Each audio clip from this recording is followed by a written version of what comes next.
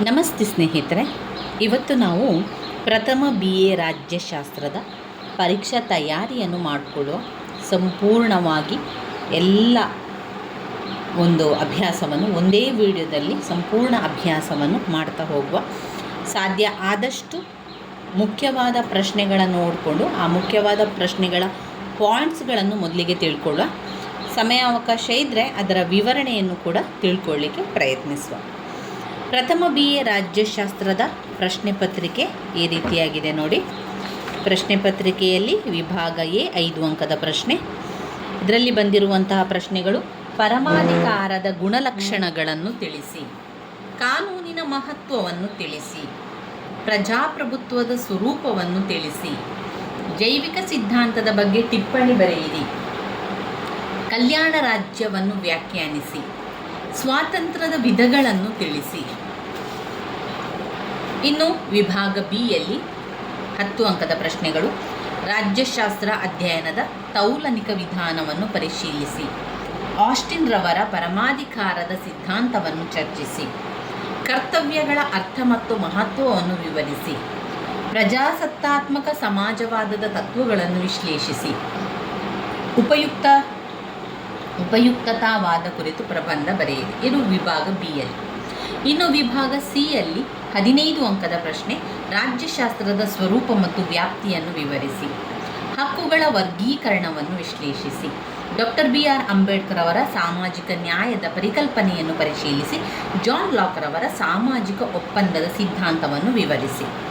ಇವಿಷ್ಟು ಹಳೆಯ ಪ್ರಶ್ನೆ ಪತ್ರಿಕೆಯಲ್ಲಿ ಬಂದಿರುವಂತಹ ಪ್ರಶ್ನೆಗಳಾಗಿದೆ.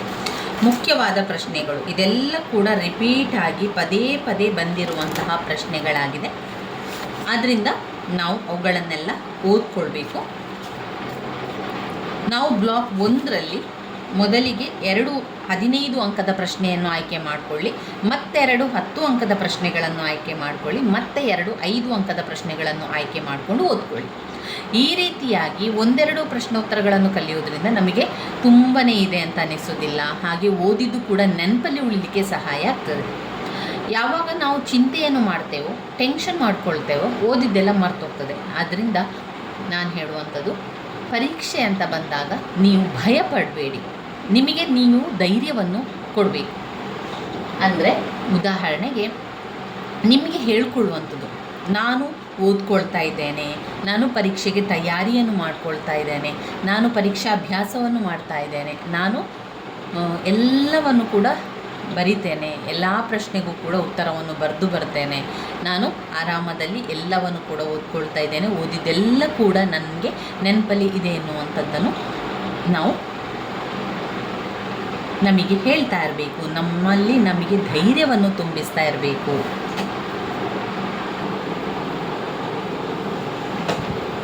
ಮೊದಲಿಗೆ ರಾಜ್ಯಶಾಸ್ತ್ರದ ವ್ಯಾಪ್ತಿ ಹಾಗೆ ರಾಜ್ಯಶಾಸ್ತ್ರದ ಮಹತ್ವದ ಬಗ್ಗೆ ತಿಳ್ಕೊಳ್ಳುವ. ಮೊದಲಿಗೆ ಅರ್ಥವನ್ನು ತಿಳ್ಕೊಳ್ಳಿ. ರಾಜ್ಯಶಾಸ್ತ್ರ ಎಂದರೇನು ಅಂತ ನಾವು ಎಲ್ಲ ಪ್ರಶ್ನೆಗೂ ಬರಿಬೇಕಾದ್ರೆ ಸ್ವಲ್ಪ ಪೀಠಿಕೆಯನ್ನು ಬರಿಬೇಕಾಗ್ತದೆ. ಪೀಠಿಕೆ ಅಂದರೆ ಏನು? ಪೀಠಿಕೆ ಅಂತ ಹೇಳಿದರೆ ಆ ಒಂದು ವಿಷಯದ ಬಗ್ಗೆ ಸ್ವಲ್ಪ ಮಾಹಿತಿಯನ್ನು ಬರೆಯುವಂಥದ್ದು.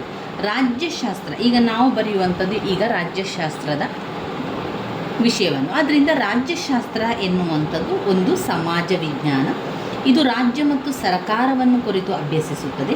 ರಾಜ್ಯಶಾಸ್ತ್ರವು ಸಂಪೂರ್ಣವಾಗಿ ರಾಜಕೀಯ ವಿಷಯಗಳತ್ತ ನಮ್ಮನ್ನು ಸೆಳೆಯುವಂಥದ್ದು, ರಾಜಕೀಯ ವಿಷಯಗಳ ಬಗ್ಗೆ ನಮಗೆ ಮನವರಿಕೆ ಮಾಡಿಕೊಳ್ಳುವಂಥದ್ದು, ಅದರ ಪ್ರಾಮುಖ್ಯತೆ, ಅದರ ಒಂದು ಉಪಯೋಗಗಳನ್ನು ಎಲ್ಲವನ್ನು ಕೂಡ ನಮಗೆ ತಿಳಿಸುವಂಥದ್ದು.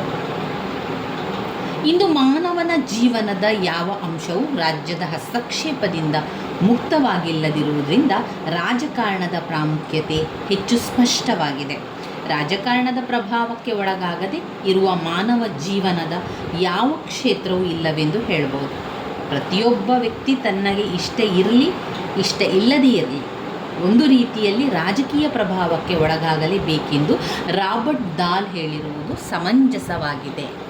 ಈಗ ನಮಗೆ ರಾಜಕೀಯದಲ್ಲಿ ಇಷ್ಟ ಇರ್ಬೋದು ಅಥವಾ ರಾಜಕೀಯದಲ್ಲಿ ಇಷ್ಟ ಇಲ್ಲದೇ ಇರ್ಬೋದು, ಆದರೂ ಕೂಡ ನಾವು ಅವುಗಳ ಬಗ್ಗೆ ಅಧ್ಯಯನವನ್ನು ಮಾಡಲೇಬೇಕು. ಯಾಕಂದರೆ ನಾವು ಈ ದೇಶದ ಪ್ರಜೆಗಳು. ನಮ್ಮ ಭಾರತ ದೇಶದ ನಾವು ಪ್ರಜೆಗಳಾಗಿದ್ದುಕೊಂಡು ನಮ್ಮ ದೇಶದಲ್ಲಿನ ಸರಕಾರದ ಆಡಳಿತದ ಬಗ್ಗೆ, ಸರಕಾರದ ಒಂದು ರೀತಿ ನೀತಿ ನಿಯಮಗಳ ಬಗ್ಗೆ ಅರಿತುಕೊಳ್ಳುವಂಥದ್ದು, ಅವುಗಳ ಅಧ್ಯಯನ ಮಾಡುವಂಥದ್ದು ನಮ್ಮ ಜೀವನದಲ್ಲಿ ತುಂಬಾ ಪ್ರಾಮುಖ್ಯತೆಯನ್ನು ಪಡೆದಿರುವಂಥದ್ದು.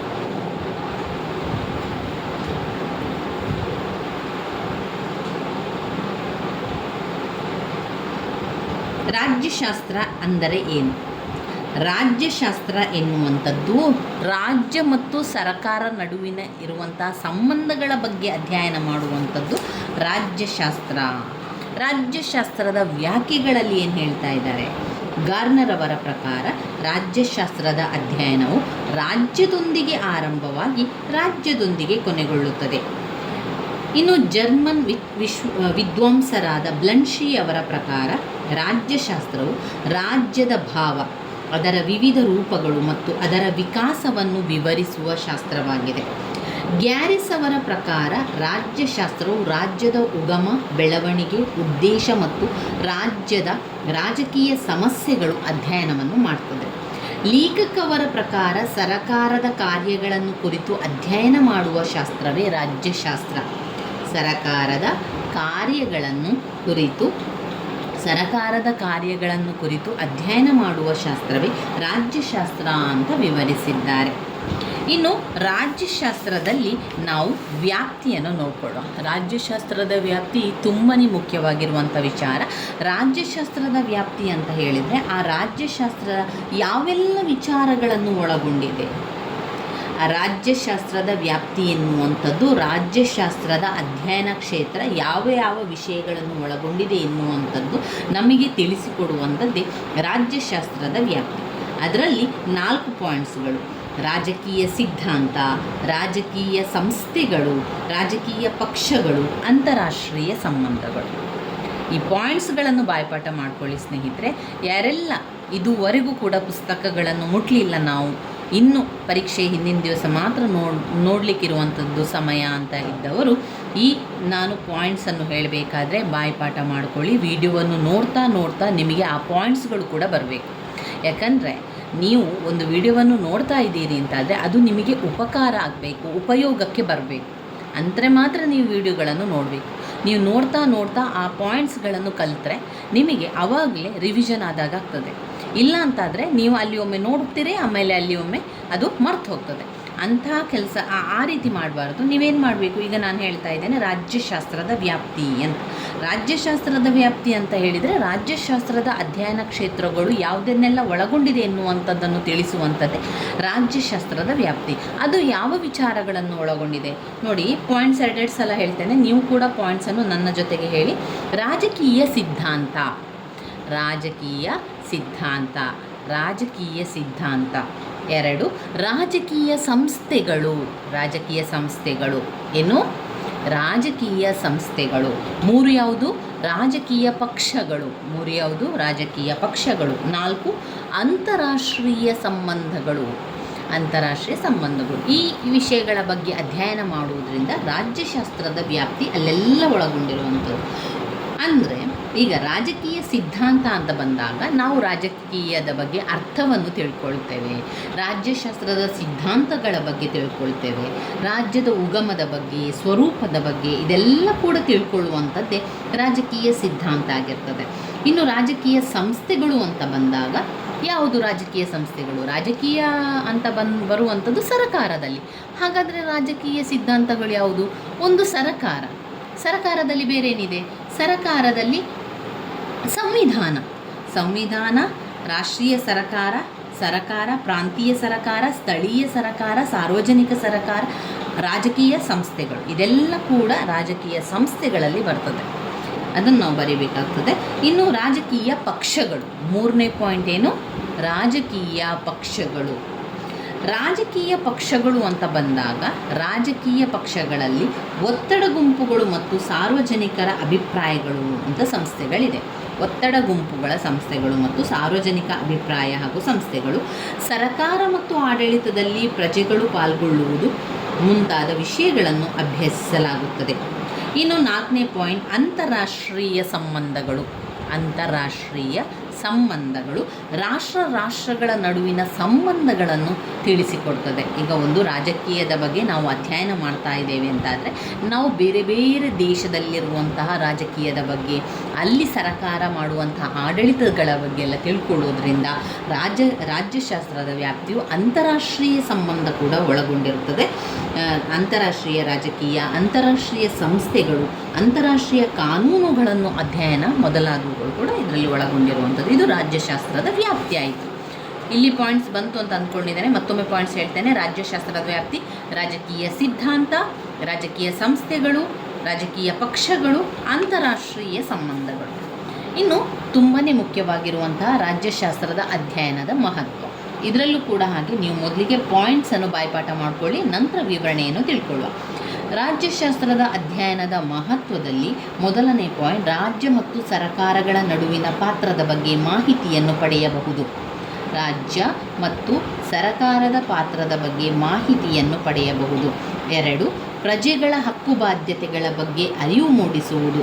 ಪ್ರಜೆಗಳ ಹಕ್ಕುಬಾಧ್ಯತೆಗಳ ಬಗ್ಗೆ ಅರಿವು ಮೂಡಿಸುವುದು. 3. ಪ್ರಜೆಗಳಲ್ಲಿ ರಾಜಕೀಯ ಜಾಗೃತಿಯನ್ನುಂಟು ಮಾಡುವುದು. ಪ್ರಜೆಗಳಲ್ಲಿ ರಾಜಕೀಯ ಜಾಗೃತಿಯನ್ನುಂಟು ಮಾಡುವುದು. 4. ಪ್ರಜಾಪ್ರಭುತ್ವದ ಯಶಸ್ಸಿಗೆ ಸಹಕಾರಿ. ಪ್ರಜಾಪ್ರಭುತ್ವದ ಯಶಸ್ಸಿಗೆ ಸಹಕಾರಿ. 5. ವಿವಿಧ ರಾಜಕೀಯ ಸಿದ್ಧಾಂತಗಳ ಪರಿಚಯ. ವಿವಿಧ ರಾಜಕೀಯ ಸಿದ್ಧಾಂತಗಳ ಪರಿಚಯ. 6. ಅಂತಾರಾಷ್ಟ್ರೀಯ ರಾಜಕೀಯ ಹಾಗೂ ಸಂಘ ಸಂಸ್ಥೆಗಳ ಪರಿಚಯ. ಅಂತಾರಾಷ್ಟ್ರೀಯ ರಾಜಕೀಯ ಹಾಗೆ ಸಂಘ ಸಂಸ್ಥೆಗಳ ಪರಿಚಯ. 7. ಸರಕಾರದ ದಕ್ಷ ನಿರ್ವಹಣೆಗೆ ರಾಜ್ಯಶಾಸ್ತ್ರದ ಜ್ಞಾನ ಸ್ವಲ್ಪ ಮಟ್ಟಿಗಾದರೂ ಇದ್ದರೆ ಉತ್ತಮ.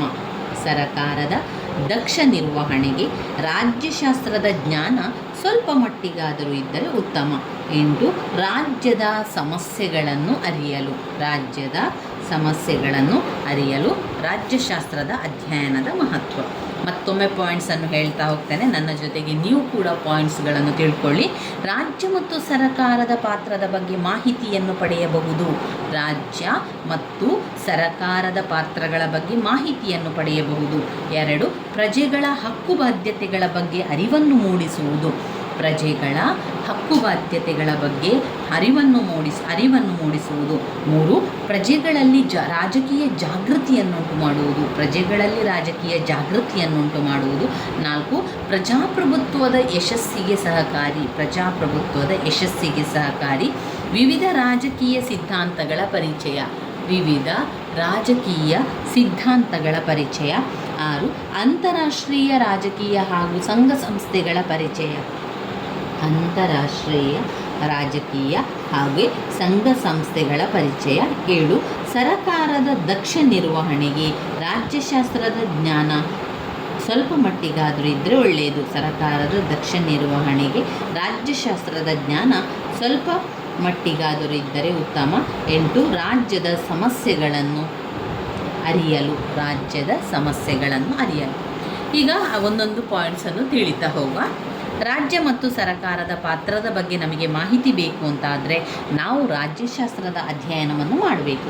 ರಾಜ್ಯಶಾಸ್ತ್ರದ ಅಧ್ಯಯನವನ್ನು ಮಾಡ್ತಾ ನಾವು ಯಾವುದರ ಬಗ್ಗೆ ತಿಳ್ಕೊಳ್ತೇವೆ? ರಾಜ್ಯ ಮತ್ತು ಸರಕಾರ, ರಾಜ್ಯ ಮತ್ತು ಸರಕಾರ ನಡುವಿನ ಸಂಬಂಧಗಳ ಬಗ್ಗೆ, ಇತರ ವಿಷಯಗಳ ಬಗ್ಗೆ ತಿಳಿದುಕೊಳ್ಬೇಕಾದ್ರೆ ಇದು ತುಂಬಾ ಅವಶ್ಯಕವಾಗಿದೆ. ಇನ್ನು 2ನೇದು ಪ್ರಜೆಗಳ ಹಕ್ಕುಬಾಧ್ಯತೆಗಳ ಬಗ್ಗೆ ಅರಿವನ್ನು ಮೂಡಿಸುವುದು. ಹಕ್ಕು ಮತ್ತು ಸ್ವಾತಂತ್ರ್ಯಗಳು ಪ್ರಜೆಗಳ ವ್ಯಕ್ತಿತ್ವ ವಿಕಾಸಕ್ಕೆ ಅತ್ಯಗತ್ಯವಾಗಿದೆ. ರಾಜ್ಯಶಾಸ್ತ್ರದ ಅಧ್ಯಯನದಿಂದ ಸಂವಿಧಾನಾತ್ಮಕವಾಗಿ ದೊರೆಯುವ ಹಕ್ಕುಗಳು ಯಾವುವು, ಸರಕಾರದಿಂದ ಹಕ್ಕುಗಳಿಗೆ ಚ್ಯುತಿ ಬಂದಾಗ ಅವುಗಳನ್ನು ಹೇಗೆ ರಕ್ಷಿಸಬೇಕು ಎನ್ನುವ ಸೂಕ್ತ ತಿಳುವಳಿಕೆ ದೊರೆತಿದೆ. ಇನ್ನು 3ನೇ ಪಾಯಿಂಟ್, ಪ್ರಜೆಗಳಲ್ಲಿ ರಾಜಕೀಯ ಜಾಗೃತಿಯನ್ನುಂಟು ಮಾಡ್ತದೆ. ಈಗ ನಾವು ರಾಜಕೀಯದ ಅಧ್ಯಯನವನ್ನು ಮಾಡ್ತಾ ಇದ್ದೇವೆ ಅಂತಾದರೆ ನಮಗೆ ಅದರ ಜಾಗೃತಿಯನ್ನು ಮೂಡಿಸ್ತದೆ. ನಮ್ಮಲ್ಲಿರುವಂತಹ ತಿಳುವಳಿಕೆಯನ್ನು ಹೆಚ್ಚು ಮಾಡ್ತದೆ. ಸರಕಾರದಲ್ಲಿರುವ ಲೋಪದೋಷಗಳನ್ನು ಟೀಕಿಸಲು ಹಿಂಜರಿಯಬಾರದು. ತಮ್ಮ ಇಚ್ಛೆಯಂತೆ ನಡೆಯಬೇಕೆಂಬ ರಾಜಕೀಯ ಪ್ರಜೆಗಳಲ್ಲಿರಬೇಕು. ನಿರಂತರ ಜಾಗೃತಿ ನಾವು ಪ್ರಜಾಪ್ರಭುತ್ವಕ್ಕೆ ಕೊಡಬೇಕಾದ ಬೆಲೆ. ಇನ್ನು ಪ್ರಜಾಪ್ರಭುತ್ವದ ಯಶಸ್ಸಿಗೆ ಸಹಕಾರಿ. ಇಂದಿನ ಯುಗವನ್ನು ಪ್ರಜಾಪ್ರಭುತ್ವ ಯುಗ ಎಂದು ಕರೆಯಲಾಗ್ತದೆ. ಪ್ರಜಾಪ್ರಭುತ್ವ ಪ್ರಜೆಗಳಿಂದ ನಡೆಯುವ ಸರಕಾರವಾಗಿರುವುದರಿಂದ ತಮ್ಮನ್ನು ತಾವು ಆಳ್ವಿಕೆ ಮಾಡಿಕೊಳ್ಳಲು ಪ್ರಜೆಗಳಿಗೆ ನಿರ್ವಹಣೆಯ ಬಗ್ಗೆ ಸರಿಯಾದ ಜ್ಞಾನವಿರಬೇಕು. ರಾಜಕೀಯ ಜ್ಞಾನ ಹೊಂದಿರುವ ಪ್ರಜೆಗಳು ಉತ್ತಮ ಪ್ರತಿನಿಧಿಗಳನ್ನು ಆರಿಸಿ ಉತ್ತಮ ಸರಕಾರ ರಚನೆಯಾಗುವಂತೆ ನೋಡಿಕೊಳ್ಳುವ ಸಾಮರ್ಥ್ಯ ಹೊಂದಿರ್ತಾರೆ. ಇದು ಪ್ರಜಾಪ್ರಭುತ್ವ ಯಶಸ್ಸಿಗೆ ಸಹಕಾರಿಯಾಗಿರುವಂಥದ್ದು. ನಾವು ರಾಜ್ಯಶಾಸ್ತ್ರದ ಅಧ್ಯಯನವನ್ನು ಮಾಡ್ತಾ ಇದ್ದೇವೆ ಅಂತಾದರೆ ನಮ್ಮ ಒಂದು ಯಶಸ್ಸಿಗೆ ಅದು ತುಂಬಾ ಸಹಕಾರಿಯಾಗಿದೆ. ಅಂದರೆ ಪ್ರಜೆಗಳ ಒಂದು ಪ್ರಜಾಪ್ರಭುತ್ವದ ಯಶಸ್ಸಿಗೆ ಸಹಕಾರಿ. ವಿವಿಧ ರಾಜಕೀಯ ಸಿದ್ಧಾಂತಗಳ ಪರಿಚಯ ಆಗ್ತದೆ. ಬೇರೆ ಬೇರೆ ರಾಜಕೀಯ ಸಿದ್ಧಾಂತಗಳಿದೆ, ಅದೆಲ್ಲವೂ ಕೂಡ ನಮಗೆ ಪರಿಚಯ ಆಗಬೇಕು ಅಂತಾದರೆ ನಾವು ರಾಜ್ಯಶಾಸ್ತ್ರದ ಅಧ್ಯಯನವನ್ನು ಮಾಡಬೇಕು. ಹಾಗಾದರೆ ರಾಜಕೀಯ ಸಿದ್ಧಾಂತಗಳು ಯಾವುದೆಲ್ಲ? ರಾಜಕೀಯ ಸಿದ್ಧಾಂತಗಳು ಸಮಾಜವಾದ ಸಿದ್ಧಾಂತ, ಸಮತಾವಾದ ಸಿದ್ಧಾಂತ, ಉದಾರತಾವಾದ ಸಿದ್ಧಾಂತ, ಪ್ರಜಾಪ್ರಭುತ್ವ ಸರ್ವಾಧಿಕಾರ. ಸಮಾಜವಾದ ಸಿದ್ಧಾಂತ, ಸಮತಾವಾದ ಸಿದ್ಧಾಂತ, ಉದಾರತಾವಾದ ಸಿದ್ಧಾಂತ, ಪ್ರಜಾಪ್ರಭುತ್ವ ಸರ್ವಾಧಿಕಾರ. ಇವು ವಿವಿಧ ರಾಜಕೀಯ ಸಿದ್ಧಾಂತ ಪರಿಚಯ ಆಯಿತು. ಇನ್ನು 9ನೇದು ಅಂತಾರಾಷ್ಟ್ರೀಯ ರಾಜಕೀಯ ಹಾಗೂ ಸಂಘ ಸಂಸ್ಥೆಗಳ ಪರಿಚಯ. ಅಂತಾರಾಷ್ಟ್ರೀಯ ರಾಜಕೀಯ ಹಾಗೂ ಸಂಘ ಸಂಸ್ಥೆ ಅಂದರೆ ಬೇರೆ ಬೇರೆ ಹೊರ ದೇಶದಲ್ಲಿನ ಬೇರೆ ಬೇರೆ ರಾಷ್ಟ್ರಗಳಲ್ಲಿ ಯಾವ ರೀತಿ ಆಡಳಿತವನ್ನು ಮಾಡ್ತಾ ಇದ್ದಾರೆ, ಯಾವ ರೀತಿ ಸರ್ಕಾರ ಮಾಡ್ತಾ ಇದೆ, ಯಾವ ರೀತಿ ಅಲ್ಲಿ ಯುದ್ಧಗಳೆಲ್ಲ ನಡೀತಾ ಇದೆ, ಎಲ್ಲದರ ಬಗ್ಗೆ ನಾವು ತಿಳ್ಕೊಳ್ಬೇಕು ಅಂತಾದರೆ ರಾಜಕೀಯದ ಅಂತಾರಾಷ್ಟ್ರೀಯ ರಾಜಕೀಯದ ಅಧ್ಯಯನವನ್ನು ನಾವು ಮಾಡಲೇಬೇಕು. ಆವಾಗ ನಮಗೆ ತಿಳ್ಕೊಳ್ಳಿಕ್ಕೆ ಸಾಧ್ಯ ಆಗ್ತದೆ. ಇನ್ನು 7ನೇ ಪಾಯಿಂಟ್, ಸರಕಾರದ ದಕ್ಷ ನಿರ್ವಹಣೆಗೆ ರಾಜ್ಯಶಾಸ್ತ್ರದ ಜ್ಞಾನ ಸ್ವಲ್ಪ ಮಟ್ಟಿಗಾದರೂ ಇದ್ದರೆ ಉತ್ತಮ. ಅಂದರೆ ಒಂದು ನಾವು ಸರಕಾರದಲ್ಲಿ ಕೆಲಸ ಮಾಡ್ತಾ ಇದ್ದೇವೆ, ಸರಕಾರದ ಒಂದು ದಕ್ಷ ನಿರ್ವಹಣೆಯನ್ನು ಮಾಡ್ತಾ ಇದ್ದೇವೆ ಅಂತಾದರೆ ನಮಗೆ ಆ ಒಂದು ಜ್ಞಾನ, ರಾಜ್ಯಶಾಸ್ತ್ರದ ಜ್ಞಾನ ಸ್ವಲ್ಪ ಮಟ್ಟಿಗಾದರೂ ಇದ್ದರೆ ಮಾತ್ರ ಅದು ಬೇಗನೆ ಅರ್ಥ ಆಗ್ತದೆ. ರಾಜ್ಯಶಾಸ್ತ್ರದ ಬಗ್ಗೆ ನಮಗೆ ಆಸಕ್ತಿ ಇಲ್ಲ ಅಂತಾದರೆ ಅವುಗಳೆಲ್ಲ ಅಷ್ಟು ರಾಜ್ಯಶಾಸ್ತ್ರ ಜ್ಞಾನ ಇದ್ದರೆ ಮಾತ್ರ ಅದನ್ನು ಜ್ಞಾನ ಇದ್ದರೆ ಮಾತ್ರ ದಕ್ಷ ನಿರ್ವಹಣೆ ಮಾಡಲಿಕ್ಕೆ ಸಾಧ್ಯ ಎನ್ನುವಂಥದ್ದು. ರಾಜ್ಯದ ಸಮಸ್ಯೆಗಳನ್ನು ಅರಿಯಲು ವ್ಯಕ್ತಿಗೆ ಮತ್ತು ರಾಜ್ಯಕ್ಕೆ ಇರುವ ಸಂಬಂಧವನ್ನು ತಿಳಿಯಲು ಅಂತಾರಾಷ್ಟ್ರೀಯ ಸಂಘ ಸಂಸ್ಥೆಗಳು ಮತ್ತು ಕಾನೂನುಗಳನ್ನು ಅರಿತುಕೊಳ್ಳಲು ರಾಷ್ಟ್ರಗಳ ನಡುವೆ ಉದ್ಭವಿಸುವ ಘರ್ಷಣೆಗಳಿಗೆ ಕಾರಣಗಳು, ಅವುಗಳ ನಿವಾರಣೋಪಾಯಗಳು ಇವೇ ಮೊದಲಾದ ಅನೇಕ ಸಮಸ್ಯೆಗಳನ್ನು ತಿಳಿದುಕೊಳ್ಳಲು ರಾಜ್ಯಶಾಸ್ತ್ರದ ಅಧ್ಯಯನ ಬಹಳ ಪ್ರಯೋಜನಕಾರಿ. ಇವಿಷ್ಟು ರಾಜ್ಯಶಾಸ್ತ್ರದ ಅಧ್ಯಯನದ ಮಹತ್ವದಲ್ಲಾಯಿತು. ಇನ್ನು ನಾವು ಬರುವುದಾದರೆ ಘಟಕ 2ರಲ್ಲಿ ಇದನ್ನು ನಾನು ಪ್ರತ್ಯೇಕವಾಗಿ ಕೂಡ ವಿವರಿಸಿದ್ದೇನೆ. ಹಳೆಯ ವಿಡಿಯೋದಲ್ಲಿ ನೋಡ್ಕೊಳ್ಳಿ, ಪ್ಲೇಲಿಸ್ಟಲ್ಲಿದೆ. ರಾಜ್ಯಶಾಸ್ತ್ರದ ಅಧ್ಯಯನದ ವಿಧಾನಗಳು ವೆರಿ ಇಂಪಾರ್ಟೆಂಟ್ ಆಗಿರುವಂತಹ ಒಂದು ಪ್ರಶ್ನೆ. ರಾಜ್ಯಶಾಸ್ತ್ರದ ಅಧ್ಯಯನದ ವಿಧಾನಗಳಲ್ಲಿ 4 ಅಧ್ಯಯನದ ವಿಧಾನಗಳಿದೆ. ಒಂದು ಐತಿಹಾಸಿಕ ವಿಧಾನ, ಹೋಲಿಕಾ ವಿಧಾನ, ಅನುಭವಾತ್ಮಕ ವಿಧಾನ, ನಡವಳಿಕೆ ಅಥವಾ ವರ್ತನಾ ವಿಧಾನ.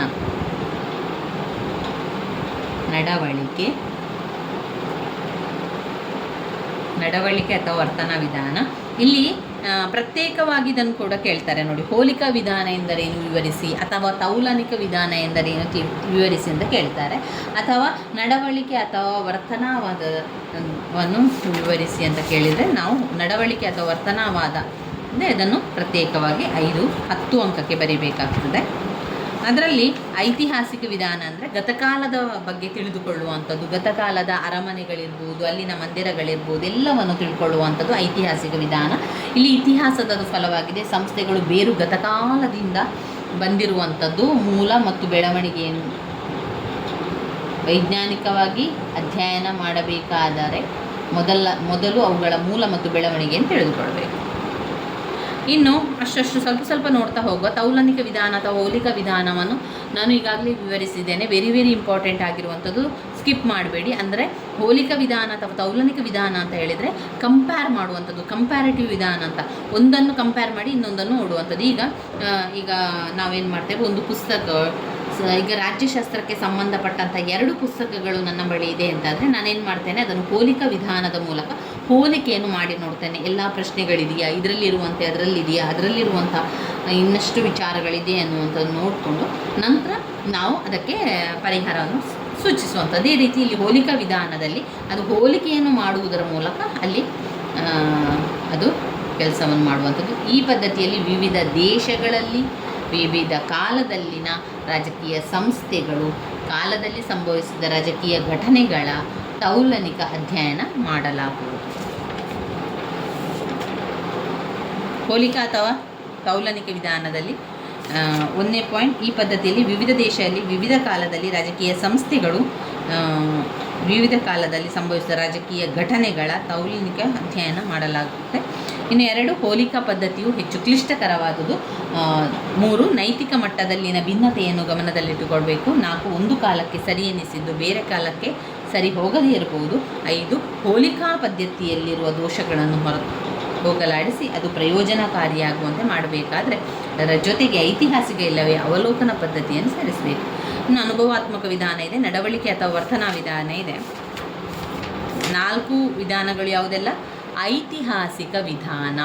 ಐತಿಹಾಸಿಕ ವಿಧಾನ ಇದು ರಾಜ್ಯಶಾಸ್ತ್ರದ ಅಧ್ಯಯನದ ವಿಧಾನಗಳು ಅಂತ 15 ಅಂಕಕ್ಕೆ ಕೇಳಿದಾಗ ಈ 4 ವಿಧಾನವನ್ನು ನಾವು ಬರಿಬೇಕಾಗ್ತದೆ. ಮೊದಲನೇದಾಗಿ ಐತಿಹಾಸಿಕ ವಿಧಾನ, 2 ಹೋಲಿಕಾ ವಿಧಾನ, 3 ಅನುಭವಾತ್ಮಕ ವಿಧಾನ, ನಡವಳಿಕೆ ಅಥವಾ ವರ್ತನಾ ವಿಧಾನ. ಈ ಪಾಯಿಂಟ್ಸ್ಗಳನ್ನು ಬಾಯ್ಪಾಠ ಮಾಡ್ಕೊಳ್ಳಿ. 4 ಪಾಯಿಂಟ್ಸ್ಗಳು ವೆರಿ ಇಂಪಾರ್ಟೆಂಟ್ ಆಗಿರುವಂಥದ್ದು. ಇನ್ನು ನಡವಳಿಕೆ ಅಥವಾ ವರ್ತನಾ ವಿಧಾನದಲ್ಲಿ ವರ್ತನಾ ವಿಧಾನದ ಲಕ್ಷಣಗಳನ್ನು ನೋಡ್ತಾ ಹೋಗುವುದಾದರೆ ಮೊದಲನೇದಾಗಿ ಕ್ರಮಬದ್ಧತೆ. 2 ಸತ್ಯಮಾಪನ. ಕ್ರಮಬದ್ಧತೆ, ಸತ್ಯಮಾಪನ, ತಂತ್ರಗಳು, ಪರಿಮಾಣಾತ್ಮಕ ಮೌಲ್ಯಗಳನ್ನು ಬೇರ್ಪಡಿಸುವುದು ಕ್ರಮಬದ್ಧತೆ. ಕ್ರಮಬದ್ಧತೆ, ಪರಿಶುದ್ಧ ವಿಜ್ಞಾನ, ಸಮಗ್ರತೆ. ಯಾವುದೆಲ್ಲ ವರ್ತನಾ ವಿಧಾನ ಲಕ್ಷಣ? ಕ್ರಮಬದ್ಧತೆ, ಸತ್ಯಮಾಪನ, ತಂತ್ರಗಳು, ಪರಿಮಾಣಾತ್ಮಕ ಮೌಲ್ಯಗಳನ್ನು ಬೇರ್ಪಡಿಸುವುದು, ಕ್ರಮಬದ್ಧತೆ, ಪರಿಶುದ್ಧ ವಿಜ್ಞಾನ, ಸಮಗ್ರತೆ. ಇನ್ನು ಅದರ ನಡವಳಿಕೆ ಅಥವಾ ವರ್ತನಾ ವಿಧಾನ ದೃಷ್ಟಿಕೋನದ ಪ್ರಯೋಜನಗಳು ನೋಡಿದರೆ ಅದು ರಾಜಕೀಯ ಪದ್ಧತಿಯಲ್ಲಿ ರಚನಾತ್ಮಕ ಕಾರ್ಯಗಳನ್ನು ಮಾಡ್ತದೆ. ಅಂತರ್ಗಮನ, ನಿರ್ಗಮನ ವಿಶ್ಲೇಷಣೆ ಮುಂತಾದ ಅನೇಕ ಹೊಸ ವಿಧಾನಗಳನ್ನು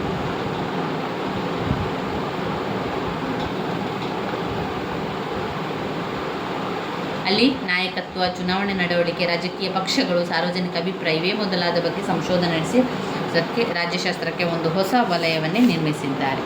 ಇನ್ನು ಕ್ರಮಬದ್ಧವಾದ ವೈಜ್ಞಾನಿಕವಾದ ಅಧ್ಯಯನ ಮಾಡಲು ಸಹಕಾರಿ. ಒಂದು ನವೀನ ವೈಚಾರಿಕ ಅಲೆಯನ್ನು ಸೃಷ್ಟಿಸಿದೆ. ಇದರ ವರ್ತನಾ ವಿಧಾನದ ಇತಿಮಿತಿಗಳು, ಇದು ಕೇವಲ ಸಂಗತಿಗಳ ಮೇಲೆ ಅವಲಂಬಿತವಾಗಿರುವುದು ಅಪಾಯಕಾರಿಯಾಗಿದೆ ಅಂತ ತಿಳಿಸಿದ್ದಾರೆ.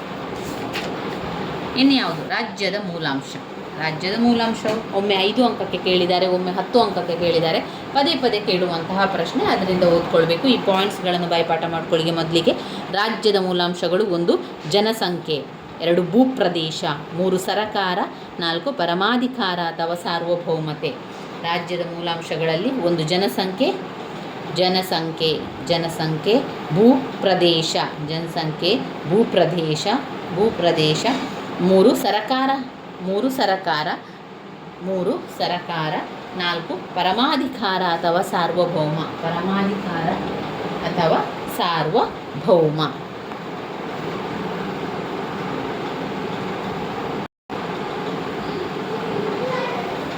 ರಾಜ್ಯದ ಮೂಲಾಂಶಗಳಲ್ಲಿ ಮತ್ತೊಮ್ಮೆ ಪಾಯಿಂಟ್ಸ್ಗಳು: ಜನಸಂಖ್ಯೆ, ಭೂಪ್ರದೇಶ, ಸರಕಾರ, ಪರಮಾಧಿಕಾರ ಅಥವಾ ಸಾರ್ವಭೌಮತ್ವ. ಮೊದಲಿಗೆ ರಾಜ್ಯ ಅಂದರೆ ಏನು? ರಾಜ್ಯ ಅಂತ ಹೇಳಿದರೆ ಒಂದು ನಿರ್ದಿಷ್ಟ ಪ್ರದೇಶವನ್ನು ರಾಜ್ಯ ಅಂತ ಹೇಳುವಂಥದ್ದು. ಅಲ್ಲಿ ಒಂದು ರಾಜ್ಯವು ಸ್ವಾಭಾವಿಕವಾಗಿ ಅವಶ್ಯಕ ಹಾಗೂ ಸಾರ್ವತ್ರಿಕವಾದ ಸಾಮಾಜಿಕ ಸಂಸ್ಥೆ. ರಾಜ್ಯವು ಮನುಷ್ಯನ ಸ್ವಾಭಾವಿಕವಾದ ಸಹಜ ಪ್ರವೃತ್ತಿಯ ಫಲವಾದುದರಿಂದ ಅದು ಸ್ವಾಭಾವಿಕವಾದುದು. ರಾಜ್ಯ ಎನ್ನುವಂಥ ಪದದ ವ್ಯಾಖ್ಯೆಗಳನ್ನು ತಿಳಿಯುವುದಾದರೆ ಬ್ಲೆನ್ಶ್ಲಿ ಅವರ ಪ್ರಕಾರ ಇಲ್ಲಿ ಅನೇಕ ರಾಜ್ಯಶಾಸ್ತ್ರಜ್ಞರು ಅನೇಕ ವ್ಯಾಖ್ಯೆಗಳನ್ನು ನೀಡಿದ್ದಾರೆ. ಯಾವ ವ್ಯಾಖ್ಯೆಗಳನ್ನು ಕೂಡ ನೀವು ಓದ್ಕೊಳ್ಬೋದು. ಬ್ಲೆನ್ಶ್ಲಿ ಅವರ ಪ್ರಕಾರ ಒಂದು ನಿರ್ದಿಷ್ಟ ಪ್ರದೇಶದ ಜನರು ರಾಜಕೀಯವಾಗಿ ಸುಸಂಘಟಿತವಾಗಿರುವುದೇ ರಾಜ್ಯ. ಒಂದು ನಿರ್ದಿಷ್ಟ ಪ್ರದೇಶದ ಜನರು ರಾಜಕೀಯವಾಗಿ ಸುಸಂಘಟಿತರಾಗಿರುವುದೇ ರಾಜ್ಯ.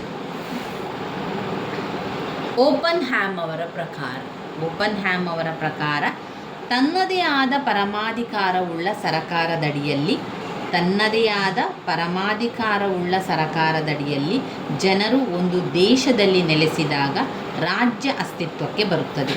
ತನ್ನದೇ ಆದ ಪರಮಾಧಿಕಾರವುಳ್ಳ ಸರಕಾರದಡಿಯಲ್ಲಿ ಜನರು ಒಂದು ದೇಶದಲ್ಲಿ ನೆಲೆಸಿದಾಗ ರಾಜ್ಯವು ಅಸ್ತಿತ್ವಕ್ಕೆ ಬರುತ್ತದೆ.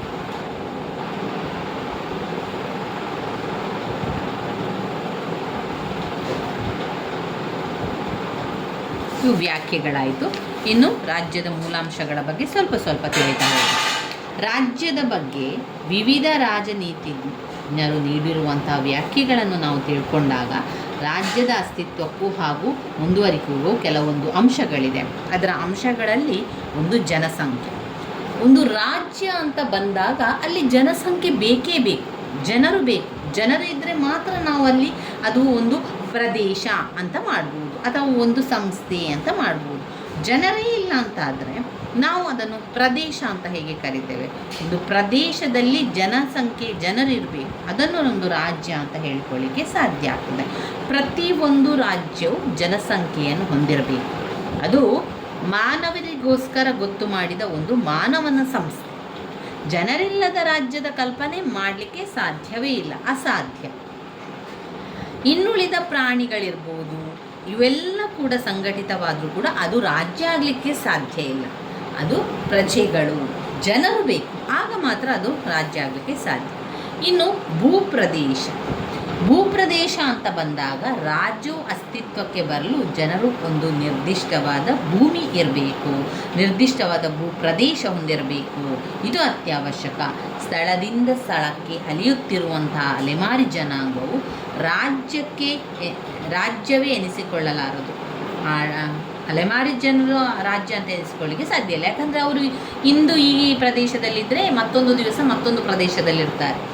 ಜನರು ಒಂದು ಭೂಪ್ರದೇಶದಲ್ಲಿ ಶಾಶ್ವತವಾಗಿ ನೆಲೆಸಿದಾಗ ಮಾತ್ರ ಆ ಒಂದು ಪ್ರದೇಶ ಅಸ್ತಿತ್ವಕ್ಕೆ ಬರಲಿಕ್ಕೆ ಸಾಧ್ಯ. ಜನರು ಒಂದು ಭೂಪ್ರದೇಶವನ್ನು ಸಂಪಾದಿಸುವವರೆಗೂ ರಾಜ್ಯವಾಗಲಾರದು ಎಂದು ಬ್ಲನ್ಶಿ ಅಭಿಪ್ರಾಯಪಟ್ಟಿದ್ದಾರೆ. ಈ ದೃಷ್ಟಿಯಿಂದ ರಾಜ್ಯವು ಇತರ ಸಂಘ ಸಂಸ್ಥೆಗಳಿಂದ ತೀರ ಭಿನ್ನವಾಗಿದೆ. ಯಹೂದಿಗಳು ಒಂದು ಸುಸಂಘಟಿತ ಸಮಾಜವಾಗಿದ್ದರು. 1948ರಲ್ಲಿ ಪ್ಯಾಲೆಸ್ಟೀನ್ನ ಒಂದು ಭೂಭಾಗವನ್ನು ಪಡೆದು ಅಲ್ಲಿ ಶಾಶ್ವತವಾಗಿ ನೆಲೆಸಿದ ಬಳಿಕವೇ ಇಸ್ರೇಲ್ ರಾಜ್ಯ ಅಸ್ತಿತ್ವಕ್ಕೆ ಬಂದದು. ಅಲ್ಲಿಯವರೆಗೂ ಅದು ಯಹೂದಿಗಳು ರಾಜ್ಯವಾಗಿರಲಿಲ್ಲ ಅಂತ ಹೇಳ್ತಾರೆ. ಇನ್ನು ನಾವು ನೋಡುವುದಾದರೆ ಸರಕಾರ ಅಂತ ಬಂದಾಗ ಒಂದು ಪ್ರದೇಶ ಅಂತ ಬರ್ತದೆ, ಅಲ್ಲಿ ಜನಸಂಖ್ಯೆ ಅಂತ ಬರ್ತದೆ. ಜನಸಂಖ್ಯೆ ಅಂತ ಬಂದಾಗ ಅಲ್ಲಿ ಸರಕಾರ ಎನ್ನುವಂಥದ್ದು ಬೇಕೇ ಬೇಕು. ಜನರು ಒಂದು ಭೂಪ್ರದೇಶದಲ್ಲಿ ವಾಸವಾಗಿದ್ದರೆ ಮಾತ್ರ ರಾಜ್ಯವಾಗಲಾರದು. ಅದರ ಜೊತೆಗೆ ರಾಜಕೀಯವಾಗಿ ಸುಸಂಘಟಿತರಾಗಿರಬೇಕು.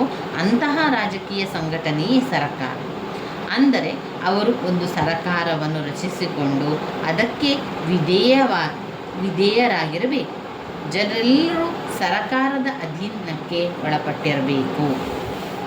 ಯಾವ ಉದ್ದೇಶಕ್ಕಾಗಿ ಜನರು ಒಟ್ಟಿಗೆ ಸೇರಿ ಜೀವಿಸುತ್ತಾರೋ ಈ ಉದ್ದೇಶಗಳ ಸಾಧನೆಗಾಗಿ ಸುಸಂಘಟಿತರಾಗಿ ಕೆಲವು ನಿಯಮಗಳನ್ನು ಕಡ್ಡಾಯವಾಗಿ ಪಾಲಿಸಬೇಕಾಗ್ತದೆ.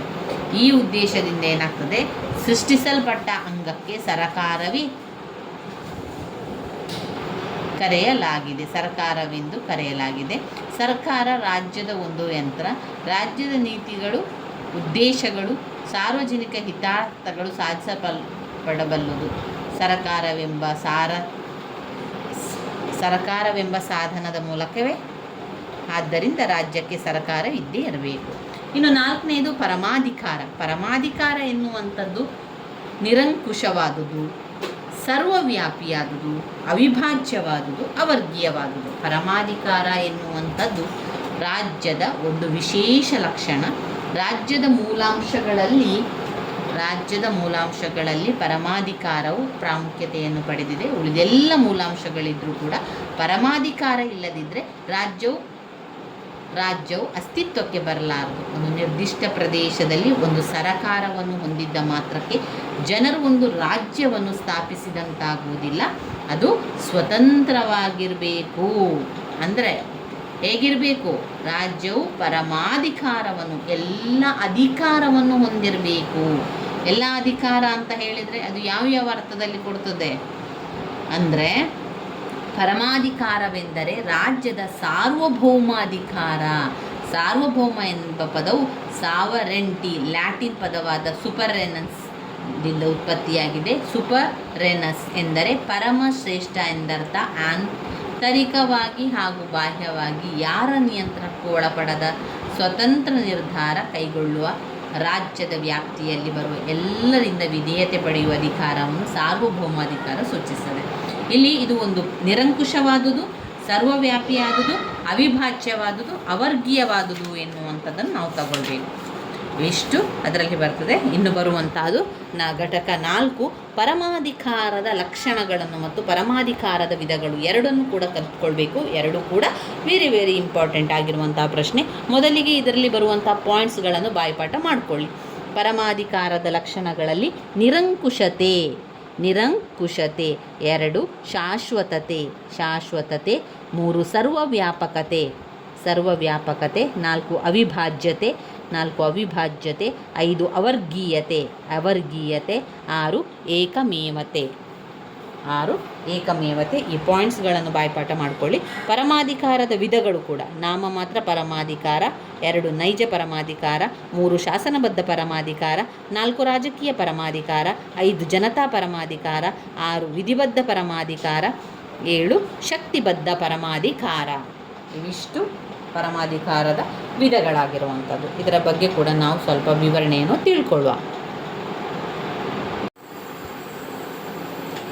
ಪರಮಾಧಿಕಾರದ ಲಕ್ಷಣಗಳನ್ನು ಓದ್ಕೊಳ್ಳುವ. ವೆರಿ ವೆರಿ ಇಂಪಾರ್ಟೆಂಟ್ ಆಗಿರುವಂತಹ ಪ್ರಶ್ನೆ. ಈ ಪರಮಾಧಿಕಾರದ ಲಕ್ಷಣವನ್ನು ಹಲವು ಬಾರಿ ಕೇಳಿದ್ದಾರೆ.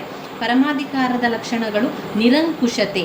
ನಾನು ಪಾಯಿಂಟ್ಸನ್ನು ಹೇಳಬೇಕಾದ್ರೆ ನೀವು ಜೊತೆಯಾಗಿ ಪಾಯಿಂಟ್ಸನ್ನು ಬಾಯ್ಪಾಠ ಮಾಡಿಕೊಳ್ಳಿ.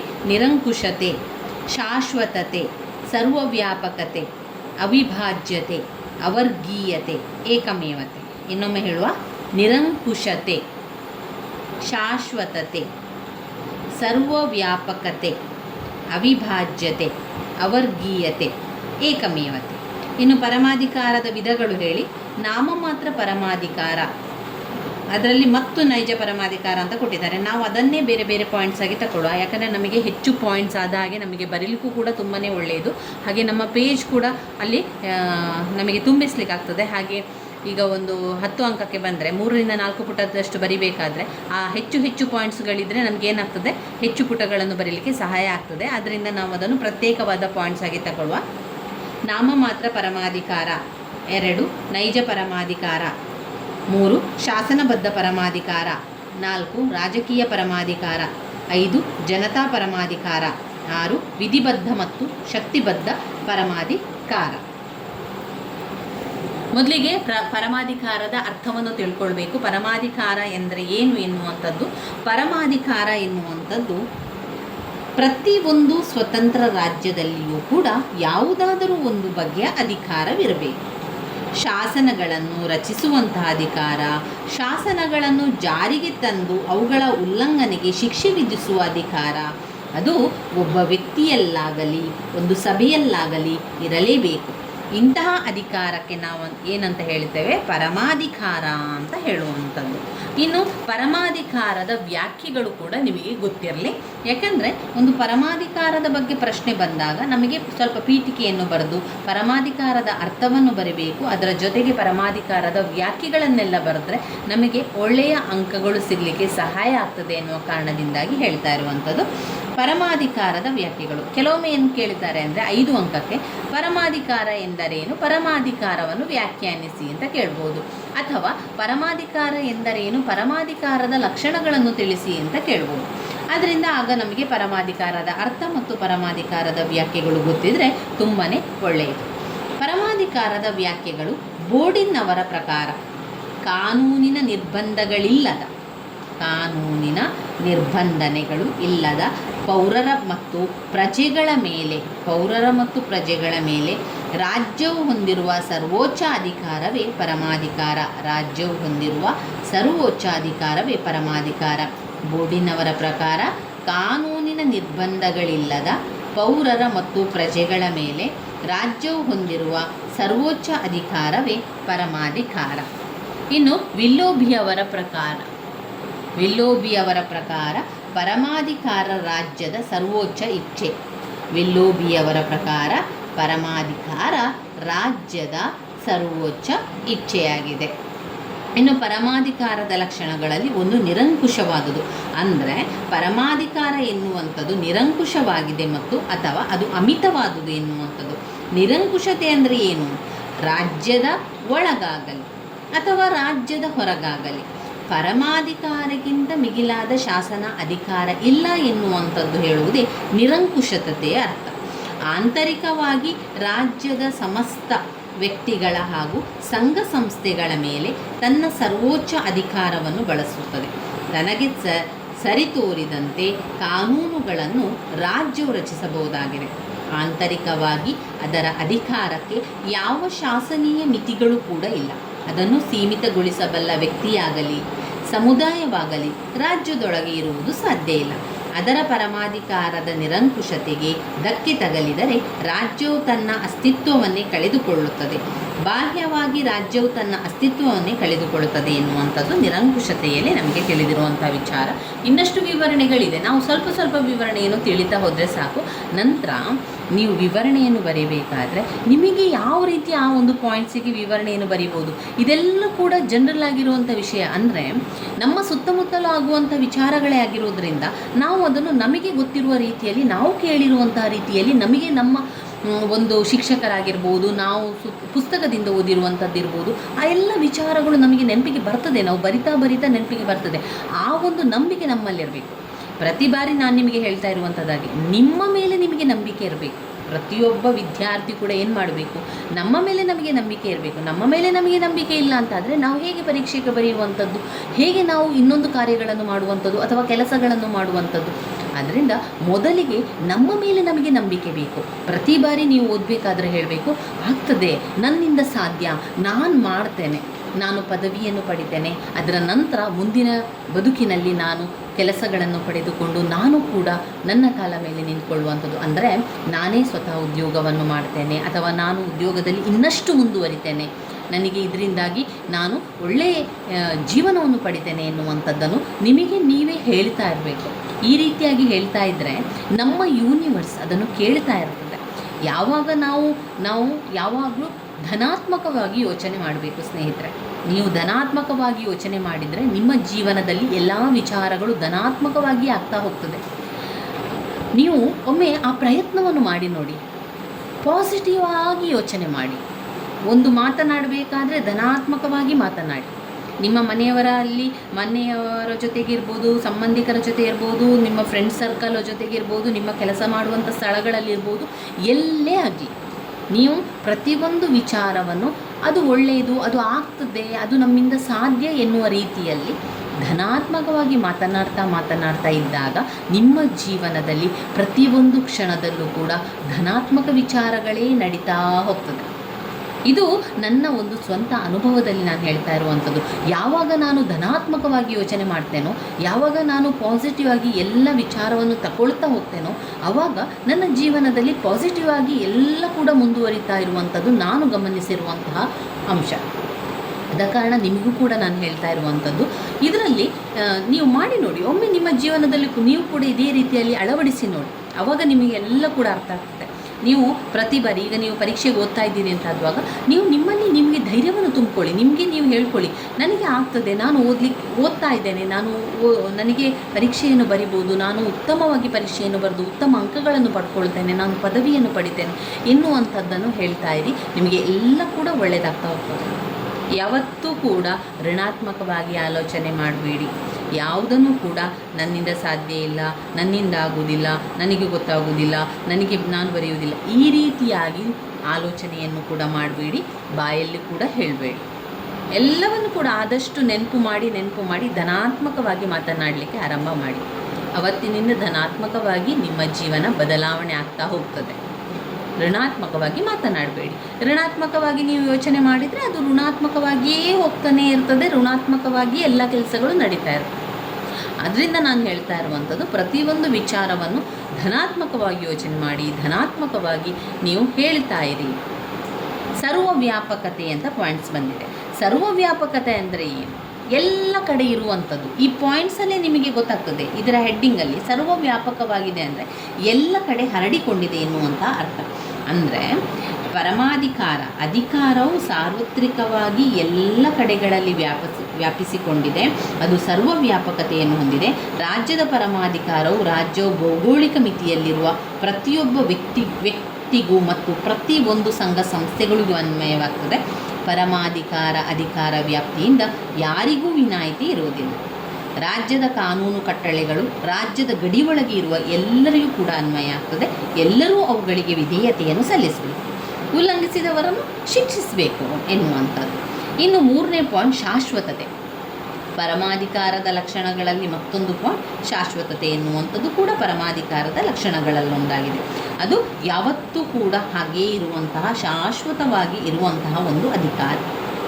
ರಾಜ್ಯವು ಅಸ್ತಿತ್ವದಲ್ಲಿರುವವರೆಗೂ ಕೂಡ ಪರಮಾಧಿಕಾರವು ಇರ್ತದೆ. ಅಂದರೆ ರಾಜ್ಯವು ತನ್ನ ಸ್ವಾತಂತ್ರ್ಯವನ್ನು ಕಾಯ್ದುಕೊಂಡಿರುವವರೆಗೂ ಕೂಡ ಪರಮಾಧಿಕಾರವು ಅಸ್ತಿತ್ವದಲ್ಲಿರುವುದನ್ನು ಕಾಣಬಹುದು. ರಾಜ್ಯದಲ್ಲಿ ಸರಕಾರ ಬದಲಾವಣೆಯಾದರೂ ಪರಮಾಧಿಕಾರ ಸದಾ ಮುಂದುವರಿಯುತ್ತದೆ. ಒಂದು ಸರಕಾರ ಪದಚ್ಯುತಗೊಂಡಾಗ ಅಥವಾ ಆಳುವ ದೊರೆ ನಿಧನವಾದಾಗ ಅದು ಪರಮಾಧಿಕಾರದ ಕೊನೆ ಎಂದು ತಿಳಿಯಬಾರದು. ಪದಚ್ಯುತ ಸರಕಾರದ ಬದಲಿಗೆ ಹೊಸ ಸರಕಾರ ಅಧಿಕಾರಕ್ಕೆ ಬರ್ತದೆ.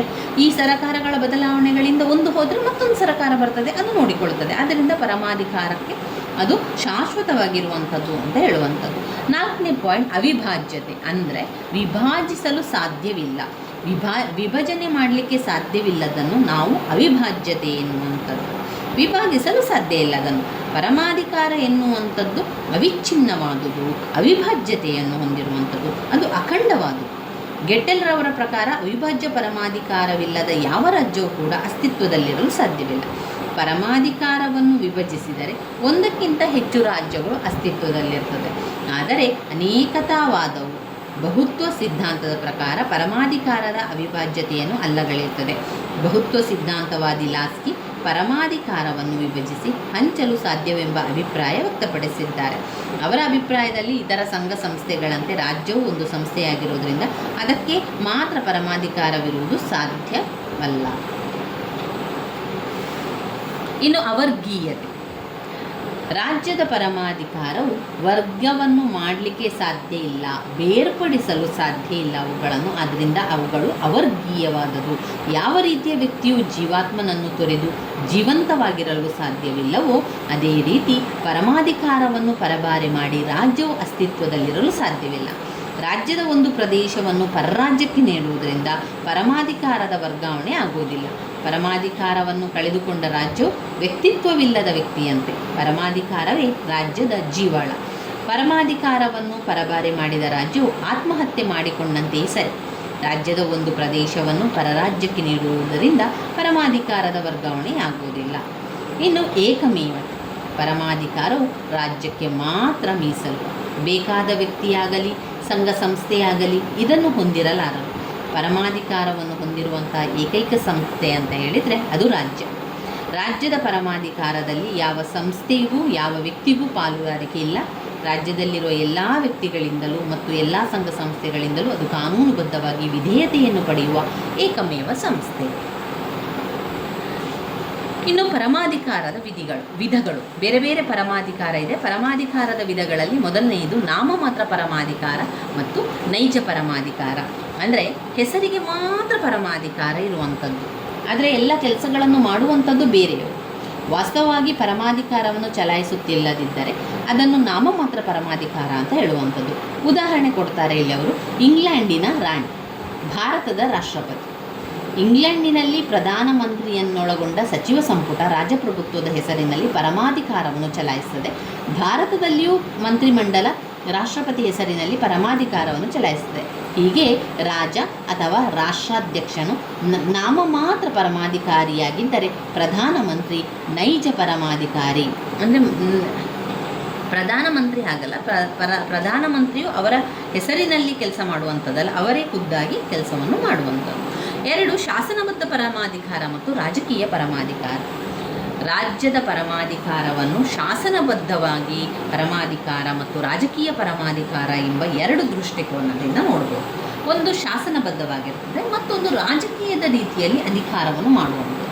ರಾಜ್ಯದ ಅಂತಿಮ ಆಜ್ಞೆಗಳನ್ನು ಕಾನೂನು ರೂಪದಲ್ಲಿ ಹೊರಡಿಸುವ ಅಧಿಕಾರ ಪಡೆದಿರುವ ವ್ಯಕ್ತಿ ಅಥವಾ ವ್ಯಕ್ತಿಗಳ ಸಭೆಯನ್ನು ಶಾಸನಬದ್ಧ ಪರಮಾಧಿಕಾರ ಅಂತ ಕರೀತಾರೆ. ಪ್ರತಿಯೊಂದು ರಾಜ್ಯದಲ್ಲಿಯೂ ಶಾಸನವನ್ನು ರಚಿಸುವ, ಅದನ್ನು ಅನುಷ್ಠಾನಕ್ಕೆ ತರುವ, ಅದನ್ನು ವಿಧೇಯತೆಯನ್ನು ಬಳಸುವ ಒಂದು ವ್ಯಕ್ತಿ ಅಥವಾ ವ್ಯಕ್ತಿಗಳ ಗುಂಪು ಇದ್ದೇ ಇರಬೇಕು. ಶಾಸನಗಳನ್ನು ರಚಿಸಲು ಪೂರ್ಣ ಅಧಿಕಾರ ಪಡೆದಿರುವ ವ್ಯಕ್ತಿಗೆ ಅಥವಾ ವ್ಯಕ್ತಿಗಳ ಗುಂಪಿಗೆ ಶಾಸನಬದ್ಧ ಪರಮಾಧಿಕಾರಿ ಎಂದು ಹೇಳಬಹುದು. ಶಾಸನಬದ್ಧ ಪರಮಾಧಿಕಾರಿಗೆ ಸರ್ವವ್ಯಾಪಕ ಅಧಿಕಾರವಿದೆ. ಇಡೀ ರಾಜ್ಯಕ್ಕೆ ಅನ್ವಯವಾಗುವ ಶಾಸನಗಳನ್ನು ರಚಿಸುವುದು ಶಾಸನಬದ್ಧ ಪರಮಾಧಿಕಾರವೇ ಆಗಿದೆ. ರಾಜಕೀಯ ಪರಮಾಧಿಕಾರ ಎನ್ನುವಂಥದ್ದು ರಾಜಕೀಯ ವಿಚಾರಗಳು ಅದರಲ್ಲಿ ಒಳಗೊಂಡಿರುವಂಥದ್ದು.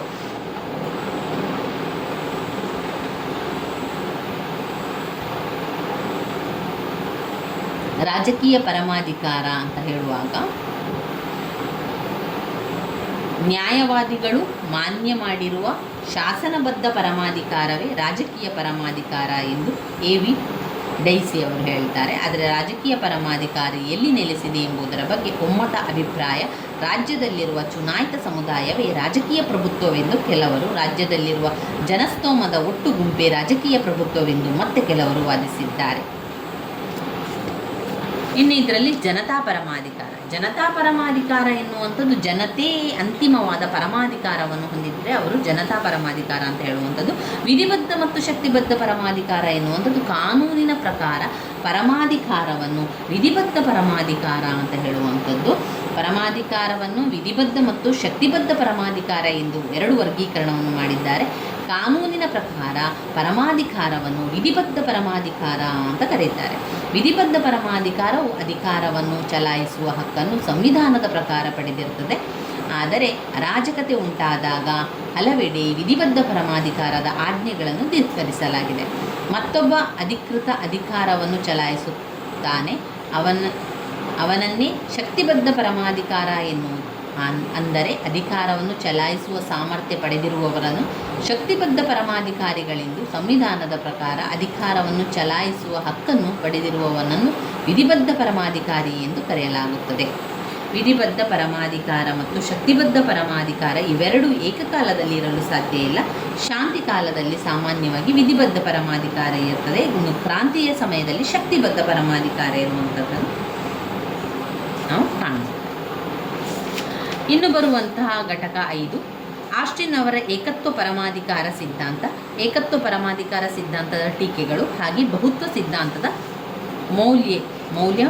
ಬಹುತ್ವ ಪರಮಾಧಿಕಾರ ಸಿದ್ಧಾಂತದ ಮೌಲ್ಯಮಾಪನ.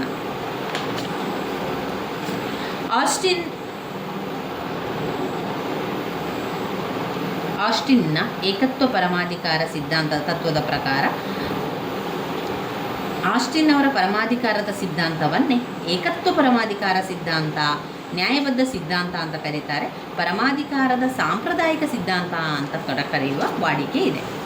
ಇನ್ನು ಆಸ್ಟಿನ್ನನ್ನು ಪರಮಾಧಿಕಾರವನ್ನು ಈ ರೀತಿ ವಿವರಿಸಿದ್ದಾರೆ. ಅಂದರೆ ಏನು? ಒಬ್ಬ ನಿರ್ದಿಷ್ಟ ಶ್ರೇಷ್ಠ ವ್ಯಕ್ತಿಯು ಅದೇ ರೀತಿಯ ಮತ್ತೊಬ್ಬ ಶ್ರೇಷ್ಠ ವ್ಯಕ್ತಿಗೆ ವಿಧೇಯನಾಗಿರದೆ ಒಂದು ಗೊತ್ತಾದ ಸಮಾಜದ ಬಹುಸಂಖ್ಯಾತರಿಂದ ಸಾಂಪ್ರದಾಯಿಕ ವಿಧೇಯತೆಯನ್ನು ಪಡೆದರೆ ಆ ಶ್ರೇಷ್ಠ ವ್ಯಕ್ತಿಯೇ ಆ ಸಮಾಜದ ಪರಮಾಧಿಕಾರಿ ಮತ್ತು ಶ್ರೇಷ್ಠ ವ್ಯಕ್ತಿಯನ್ನೊಳಗೊಂಡ ಸಮಾಜವು ಒಂದು ರಾಜಕೀಯ ಮತ್ತು ಸ್ವತಂತ್ರ ಸಮಾಜ ಅಂತ ಆಗ್ತದೆ. ಇನ್ನು ಅದರಲ್ಲಿ ಬರುವ ಪಾಯಿಂಟ್ಸ್ಗಳು, ಒಂದು, ಇಲ್ಲಿ ನಾನು ಪಾಯಿಂಟ್ಸನ್ನು ಮಾಡ್ಕೊಂಡಿದ್ದೇನೆ. ಅವರು ಸ್ವಲ್ಪ ದೊಡ್ಡದಾದ ಪಾಯಿಂಟ್ಸನ್ನು ಕೊಟ್ಟಿದ್ದಾರೆ, ನಾನು ಚಿಕ್ಕದಾದ ಪಾಯಿಂಟ್ಸನ್ನು ಮಾಡ್ಕೊಂಡಿದ್ದೇನೆ. ಒಬ್ಬ ನಿರ್ದಿಷ್ಟ ವ್ಯಕ್ತಿ ಅಥವಾ ವ್ಯಕ್ತಿಗಣ ಇರಬೇಕು. ಒಬ್ಬ ವ್ಯಕ್ತಿ ಮತ್ತು ವ್ಯಕ್ತಿಗಣ ಇರಬೇಕು. ಒಬ್ಬ ವ್ಯಕ್ತಿ ಅಥವಾ ವ್ಯಕ್ತಿಗಣ ಇರಬೇಕು. 2, ಪರಮಾಧಿಕಾರವಿಲ್ಲದ ರಾಜ್ಯವನ್ನು ಕಟ್ಟುವುದು ಸಾಧ್ಯವಿಲ್ಲ. ಪರಮಾಧಿಕಾರವಿಲ್ಲದಿರುವ ರಾಜ್ಯವನ್ನು ಕಟ್ಟಲು ಸಾಧ್ಯ ಇಲ್ಲ. 3, ರಾಜ್ಯವು ಪಡೆದಿರುವ ಪರಮಾಧಿಕಾರ ನಿರ್ದಿಷ್ಟವಾಗಿರಬೇಕು, ಖಚಿತವಾಗಿರಬೇಕು. ರಾಜ್ಯವು ಪಡೆದಿರುವ ಪರಮಾಧಿಕಾರ ನಿರ್ದಿಷ್ಟವಾಗಿರಬೇಕು ಮತ್ತು ಖಚಿತವಾಗಿರಬೇಕು. ರಾಜ್ಯದಲ್ಲಿ ಆತನ ಸರಿಸಮಾನ ಬೇರೊಬ್ಬ ವ್ಯಕ್ತಿ ಇರಬಾರದು. ಅಂದರೆ ಅವನ ಸರಿಸಮಾನ ಒಬ್ಬ ವ್ಯಕ್ತಿ ಇರಬೇಕೇ ಹೊರತು ಅವನಿಂದ ಮಿಗಿಲಾಗಿ ವ್ಯಕ್ತಿ ಇರಬಾರ್ದು. ಅವನ ಅಧಿಕಾರವನ್ನು ಹೆಚ್ಚಿಸಬಾರದು. ಅವನ ಅಧಿಕಾರ ರಾಜ್ಯದ ಎಲ್ಲೆಡೆಯೂ ಸಮಸ್ತ ವ್ಯಕ್ತಿಗಳಿಗೂ ಸಂಘ ಸಂಸ್ಥೆಗಳಿಗೂ ವ್ಯಾಪಿಸಿರುತ್ತದೆ. ಇನ್ನು 5, ನಿರಂತರವಾಗಿರಬೇಕು, ತಾತ್ಕಾಲಿಕವಾಗಿರಬಾರದು. ಅದು ನಿರಂತರವಾಗಿರಬೇಕು. ಆದರೆ ತಾತ್ಕಾಲಿಕವಾಗಿರಬಾರ್ದು, ಅದು ಶಾಶ್ವತವಾಗಿರಬೇಕು, ಅದು ನಿರಂತರವಾಗಿರಬೇಕು. 6. ಪರಮಾಧಿಕಾರವನ್ನು ಪಡೆದಿರುವ ಶ್ರೇಷ್ಠ ವ್ಯಕ್ತಿಯ ನೀಡುವ ಆಜ್ಞೆಗಳೇ ಕಾನೂನು. ಪರಮಾಧಿಕಾರವನ್ನು ಪಡೆದಿರುವ ಶ್ರೇಷ್ಠ ವ್ಯಕ್ತಿ ನೀಡುವ ಆಜ್ಞೆ ಕಾನೂನು. 7. ಪರಮಾಧಿಕಾರಕ್ಕೆ ಯಾವುದೇ ವಿಧವಾದ ಶಾಸನೀಯ ಮಿತಿಗಳಿಲ್ಲ. ಪರಮಾಧಿಕಾರಕ್ಕೆ ಯಾವುದೇ ವಿಧವಾದ ಶಾಸನೀಯ ಮಿತಿಗಳಿಲ್ಲ, ಅದು ಅವಿಭಾಜ್ಯವಾದುದು. ಅದು ಅಸ್ಪಷ್ಟತೆ ಇಲ್ಲ, ಅನುಮಾನಕ್ಕೆ ಅವಕಾಶ ಇಲ್ಲ, ನಿರ್ದಿಷ್ಟವೂ ನಿಖರವೂ ಆಗಿದೆ, ವಾಸ್ತವಾಂಶಗಳಿಂದ ಕೂಡಿತು, ಸುಲಭವಾಗಿ ಗುರುತಿಸಲು ಸಾಧ್ಯವಿದೆ. ಕೊನೆಯದಾಗಿ ಶಾಸನದ ತಳಹದಿ.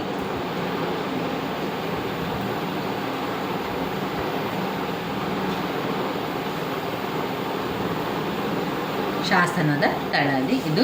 ಆಮೇಲೆ ಮತ್ತೊಂದು ಪಾಯಿಂಟ್ಸ್ ಇದೆ ಅದರಲ್ಲಿ, ಅದು ಅಂತಾರಾಷ್ಟ್ರೀಯ ಸಂಬಂಧಗಳನ್ನು ನಿರ್ಧರಿಸುವ ಅಂಶವಾಗಿದೆ. ಅಂತಾರಾಷ್ಟ್ರೀಯ ಸಂಬಂಧಗಳನ್ನು ನಿರ್ಧರಿಸುವಂಥ ಅಂಶಗಳಾಗಿದೆ. ಇನ್ನು ಬರುವಂಥದ್ದು ಬಹುತ್ವ ಪರಮಾಧಿಕಾರ ಸಿದ್ಧಾಂತ. ಬಹುತ್ವ ಪರಮಾಧಿಕಾರ ಸಿದ್ಧಾಂತದಲ್ಲಿ ಮುಖ್ಯ ಅಂಶಗಳು ಅಪರಿಮಿತವಾದುದು. ಅದರಲ್ಲಿ ಪಾಯಿಂಟ್ಸ್ ನಾನು ಅಂಡರ್ಲೈನನ್ನು ಮಾಡ್ಕೊಂಡಿರುವಂಥದ್ದನ್ನೇ ಪಾಯಿಂಟ್ಸ್ ಆಗಿ ತಗೊಂಡು ಓದ್ಕೊಂಡಿರುವಂಥದ್ದು. ಒಂದು ಅಪರಿಮಿತವಾದುದು, ಸರ್ವಶ್ರೇಷ್ಠವಾದುದು, ಸಂವಿಧಾನಬದ್ಧವಾದ ಕಾನೂನು, ಸಂವಿಧಾನಬದ್ಧವಾದುದು, ಸೀಮಿತವಾದುದು. ಅಪರಿಮಿತ ಸರ್ವಶ್ರೇಷ್ಠವಾದುದಲ್ಲ, ಸಂವಿಧಾನಬದ್ಧವಾದುದು ಮತ್ತು ಸೀಮಿತವಾದದ್ದು. 2. ರಾಜ್ಯವು ಸರ್ವಶ್ರೇಷ್ಠವಾದ ಸಂಸ್ಥೆಯಲ್ಲಿ ಅದು ಇತರ ಸಂಸ್ಥೆಗಳಿಗೆ ಸಮಾನವಾದುದು.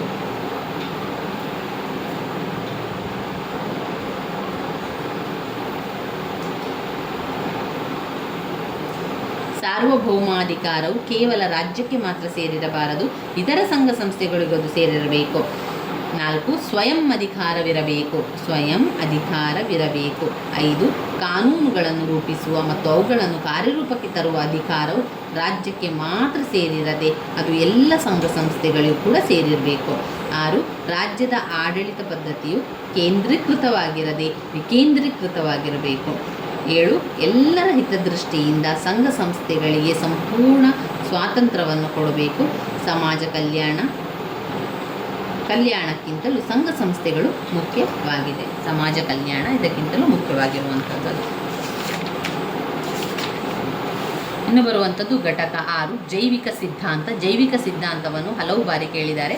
15 ಅಂಕಕ್ಕೂ ಕೂಡ ಕೇಳಿದ್ದಾರೆ, 10 ಅಂಕಕ್ಕೂ ಕೂಡ ಬಂದಿರುವಂತಹ ಪ್ರಶ್ನೆಯಾಗಿದೆ. ಇನ್ನು ಹರ್ಬರ್ಟ್ ಸ್ಪೆನ್ಸರ್ ಅವರು ಏನು ಹೇಳಿದ್ದಾರೆ ಅಂತ ಹೇಳುವಂಥದ್ದು ಸ್ವಲ್ಪ ಗೊತ್ತಿರಲಿ. ಹರ್ಬರ್ಟ್ ಸ್ಪೆನ್ಸರ್ ಅವರ ಪ್ರಕಾರ ಅವರು ಜೈವಿಕ ಸಿದ್ಧಾಂತದ ಮುಖ್ಯ ಪ್ರತಿಪಾದಕರಾದವರು ಹರ್ಬರ್ಟ್ ಸ್ಪೆನ್ಸರ್ ಅವರು. ಇವರು ಸಿದ್ಧಾಂತಕ್ಕೆ ವೈಜ್ಞಾನಿಕ ರೂಪವನ್ನು ಕೊಟ್ಟು ಆ ಒಂದು ಸ್ವರೂಪ ಕೊಟ್ಟ ಕೀರ್ತಿ ಅವರಿಗೆ ಸಲ್ಲುತ್ತದೆ. ಮುಖ್ಯವಾಗಿ ಅವರು ತಮ್ಮ ದಿ ಪ್ರಿನ್ಸಿಪಲ್ ಆಫ್ ಸೋಷಿಯಾಲಜಿ ಎಂಬ ಗ್ರಂಥದಲ್ಲಿ ಈ ಸಿದ್ಧಾಂತವನ್ನು ನಿರೂಪಿಸಿದ್ದಾರೆ. ಸ್ಪೆನ್ಸರ್ ಪ್ರಕಾರ ರಾಜ್ಯ ಮತ್ತು ವ್ಯಕ್ತಿಗಳ ಬೆಳವಣಿಗೆಗೆ ಸಂಬಂಧಿಸಿದಂತೆ ಯಾವ ವ್ಯತ್ಯಾಸವೂ ಇಲ್ಲ. ಜೀವಿಯ ಲಕ್ಷಣಗಳು ಹಾಗೂ ರಾಜ್ಯದ ಲಕ್ಷಣಗಳು ಒಂದೇ ರೀತಿ ಇದೆ. ಅವುಗಳ ವಿವಿಧ ಭಾಗಗಳ ಸಂಬಂಧವು ಒಂದೇ ರೀತಿಯಾಗಿದೆ. ರಾಜ್ಯ ಮತ್ತು ಸಜೀವಿಗಳೆರಡು ಬೆಳವಣಿಗೆ ಮತ್ತು ಶಿಥಿಲತೆಯ ಒಂದೇ ನಿಯಮಕ್ಕೆ ಒಳಪಟ್ಟಿದೆ. ಒಂದು ಪ್ರಾಣಿಯ ಅಥವಾ ವ್ಯಕ್ತಿಯ ಜೀವ ಪ್ರಾರಂಭದಲ್ಲಿ ಜೀವಕಣಗಳ ರೂಪದಲ್ಲಿರುವುದು. ಈ ಜೀವಕಣಗಳು ಕ್ರಮೇಣ ಬೆಳೆಯುತ್ತಾ ಬಂದು ಪ್ರತ್ಯೇಕ ಅಂಗಗಳುಳ್ಳ ಒಂದು ಶರೀರ ಆಕಾರ ಪಡೆಯುತ್ತದೆ. ಇದೇ ರೀತಿಯಾಗಿ ಸಮಾಜವು ಮೊಟ್ಟಮೊದಲು ಸಮಾಜದಿಂದ ಪ್ರಾರಂಭವಾಗಿ ಅನುಕ್ರಮವಾಗಿ ಕುಲ, ಧರ್ಮ, ಗ್ರಾಮ, ಪಟ್ಟಣ, ರಾಷ್ಟ್ರ, ರಾಜ್ಯವನ್ನಾಗಿ ಬೆಳೆಯುತ್ತದೆ ಎಂದು ಸ್ಪೆನ್ಸರ್ ಜೈವಿಕ ಸಿದ್ಧಾಂತವನ್ನು ನಿರೂಪಿಸಿದ್ದಾರೆ. ಜೀವಿಯೊಂದರ ಆರೋಗ್ಯವು ಇತರ ಅಂಗಗಳನ್ನು ಅವಲಂಬಿಸಿರುವಂತೆ ರಾಜ್ಯದ ಆರೋಗ್ಯವು ಇದರ ಅಂಗಗಳಾದ ವ್ಯಕ್ತಿಗಳನ್ನು ಅವಲಂಬಿಸಿರುತ್ತದೆ.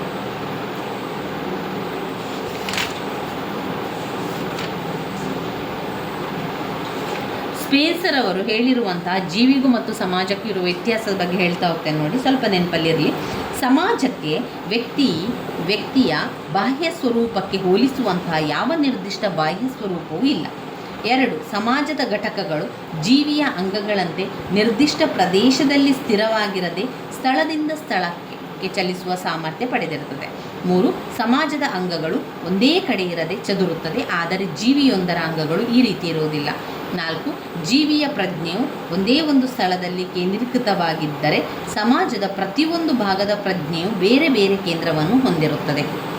ಅದು ಸ್ಪೆನ್ಸರ್ ಅವರ ಬಗ್ಗೆ ಬರುವಂಥದ್ದು. ಜೈವಿಕ ಸಿದ್ಧಾಂತಗಳಲ್ಲಿ ನಾವು ಓದಬೇಕಾಗಿರುವಂಥ ಪಾಯಿಂಟ್ಸ್ಗಳು ಇಲ್ಲಿ ನೀವು ನೋಡಿರ್ಬೋದು. 15 ಅಂಕಕ್ಕೆ ಇವಿಷ್ಟನ್ನು ಎಲ್ಲಿ ಬರೆಯುವುದು, ಇವಿಷ್ಟು ಹೇಗೆ ನಾವು 4ರಿಂದ 5 ಪುಟವನ್ನು ಬರೆಯುವುದು ಅಂತ ಹೇಳಿದರೆ, ಅವರಲ್ಲಿ ಕೊಟ್ಟಿರುವಂಥ ಪಾಯಿಂಟ್ಸ್ಗಳನ್ನು, ಆ ಪಾಯಿಂಟ್ಸ್ಗಳನ್ನು ಬೇರೆ ಬೇರೆ ಪಾಯಿಂಟ್ಸ್ಗಳನ್ನಾಗಿ ಮಾಡಿಕೊಂಡು ಒಂದು 10-15 ಪಾಯಿಂಟ್ಸ್ಗಳಾಗುವ ತನಕ ಪಾಯಿಂಟ್ಸನ್ನು ಮಾಡಿಕೊಳ್ತಾ ಬಾಯ್ಪಾಠ ಮಾಡಿಕೊಳ್ಬೇಕು ಅದರ ಪಾಯಿಂಟ್ಸ್ಗಳನ್ನು. ಜೈವಿಕ ಸಿದ್ಧಾಂತ. ರಾಜ್ಯದ ಜೈವಿಕ ಸಿದ್ಧಾಂತವು ರಾಜ್ಯ ಮತ್ತು ವ್ಯಕ್ತಿಯ ನಡುವಣ ಸಂಬಂಧವನ್ನು ಬೆಳೆಸುತ್ತದೆ. ರಾಜ್ಯ ಮತ್ತು ವ್ಯಕ್ತಿಯ ನಡುವಣ ಸಂಬಂಧವನ್ನು ಬೆಳೆಸುತ್ತದೆ. ರಾಜ್ಯದ ಜೈವಿಕ ಸಿದ್ಧಾಂತವು ರಾಜ್ಯ ಮತ್ತು ವ್ಯಕ್ತಿಯ ನಡುವಿನ ಸಂಬಂಧವನ್ನು ತಿಳಿಸುತ್ತದೆ. ರಾಜ್ಯವು ಸ್ವರೂಪದಲ್ಲಿ ಒಂದು ಸಜೀವ ಪ್ರಾಣಿ. ರಾಜ್ಯವು ಒಂದು ಸಜೀವ ಪ್ರಾಣಿ. ರಾಜ್ಯವು ಜೀವಕಣಗಳಿಗಿರುವ ಸಂಬಂಧವನ್ನು ಹೋಲುತ್ತದೆ. ಜೀವಿಗೂ ಮತ್ತು ಅದರ ಜೀವಿಗಳಿಗೂ ಜೈವಿಕ ಸಿದ್ಧಾಂತ ಮುಖ್ಯ ಪ್ರತಿಪಾದಕರು. ರಾಜ್ಯ ಮತ್ತು ವ್ಯಕ್ತಿಯ ನಡುವಿನ ಸಂಬಂಧ, ಜೀವಿ ಮತ್ತು ಅದರ ಜೀವಕಣಗಳಿಗಿರುವ ಸಂಬಂಧ, ಜೀವ ಮತ್ತು ಜೀವಕಣಗಳಿಗಿರುವ ಸಂಬಂಧವನ್ನು ಹೋಲುತ್ತದೆ ಎಂದು ವಿವರಿಸುತ್ತದೆ. ಇಂಗ್ಲೆಂಡ್ನ ಹರ್ಬರ್ಟ್ ಸ್ಪೆನ್ಸರ್ ಅವರು ಜೈವಿಕ ಸಿದ್ಧಾಂತದ ಮುಖ್ಯ ಪ್ರತಿಪಾದಕರು. ಈ ಸಿದ್ಧಾಂತಕ್ಕೆ ವೈಜ್ಞಾನಿಕ ರೂಪ ಕೊಟ್ಟ ಕೀರ್ತಿ ಅವರಿಗೆ ಸಲ್ಲುತ್ತದೆ. ಸ್ಪೆನ್ಸರ್ ಅವರು ರಾಜ್ಯ ಮತ್ತು ವ್ಯಕ್ತಿಗಳ ನಡುವೆ ಮಾಡಿರುವ ಅನುಕೂಲತೆಗಳನ್ನು ಈ ರೀತಿಯಾಗಿದೆ. ಜೀವಿಯು ಅನೇಕ ಜೀವಕೋಶಗಳಿಂದ ರಚನೆಯಾಗಿರುವಂತೆ ರಾಜ್ಯ ಸಹ ವ್ಯಕ್ತಿಗಳಿಂದ ರಚನೆಯಾಗಿದೆ. ಇವೆರಡು ಮೊಟ್ಟ ಮೊದಲು ಸಣ್ಣದಾಗಿ ಪ್ರಾರಂಭವಾಗಿ ನಂತರ ದೊಡ್ಡದಾಗಿ ಬೆಳೆಯುತ್ತದೆ. 4 ಸ್ವರೂಪದಲ್ಲಿ ಪ್ರಾರಂಭಿಕ ಸರಳತೆಗೆ ಬದಲಾಗಿ ಸಂಕೀರ್ಣತೆ ಬರುತ್ತದೆ. 4 ಬೆಳವಣಿಗೆ ಮತ್ತು ಶಿಥಿಲತೆಯ ನಿಯಮಕ್ಕೆ ಒಳಪಡುತ್ತದೆ. ಪೋಷಣಾ ವ್ಯವಸ್ಥೆ, ವಿತರಣಾ ವ್ಯವಸ್ಥೆ, ನಿಯಂತ್ರಣಾ ವ್ಯವಸ್ಥೆ. ಪೋಷಣಾ ವ್ಯವಸ್ಥೆ, ವಿತರಣಾ ವ್ಯವಸ್ಥೆ, ನಿಯಂತ್ರಣ ವ್ಯವಸ್ಥೆ ಹೊಂದಿದೆ.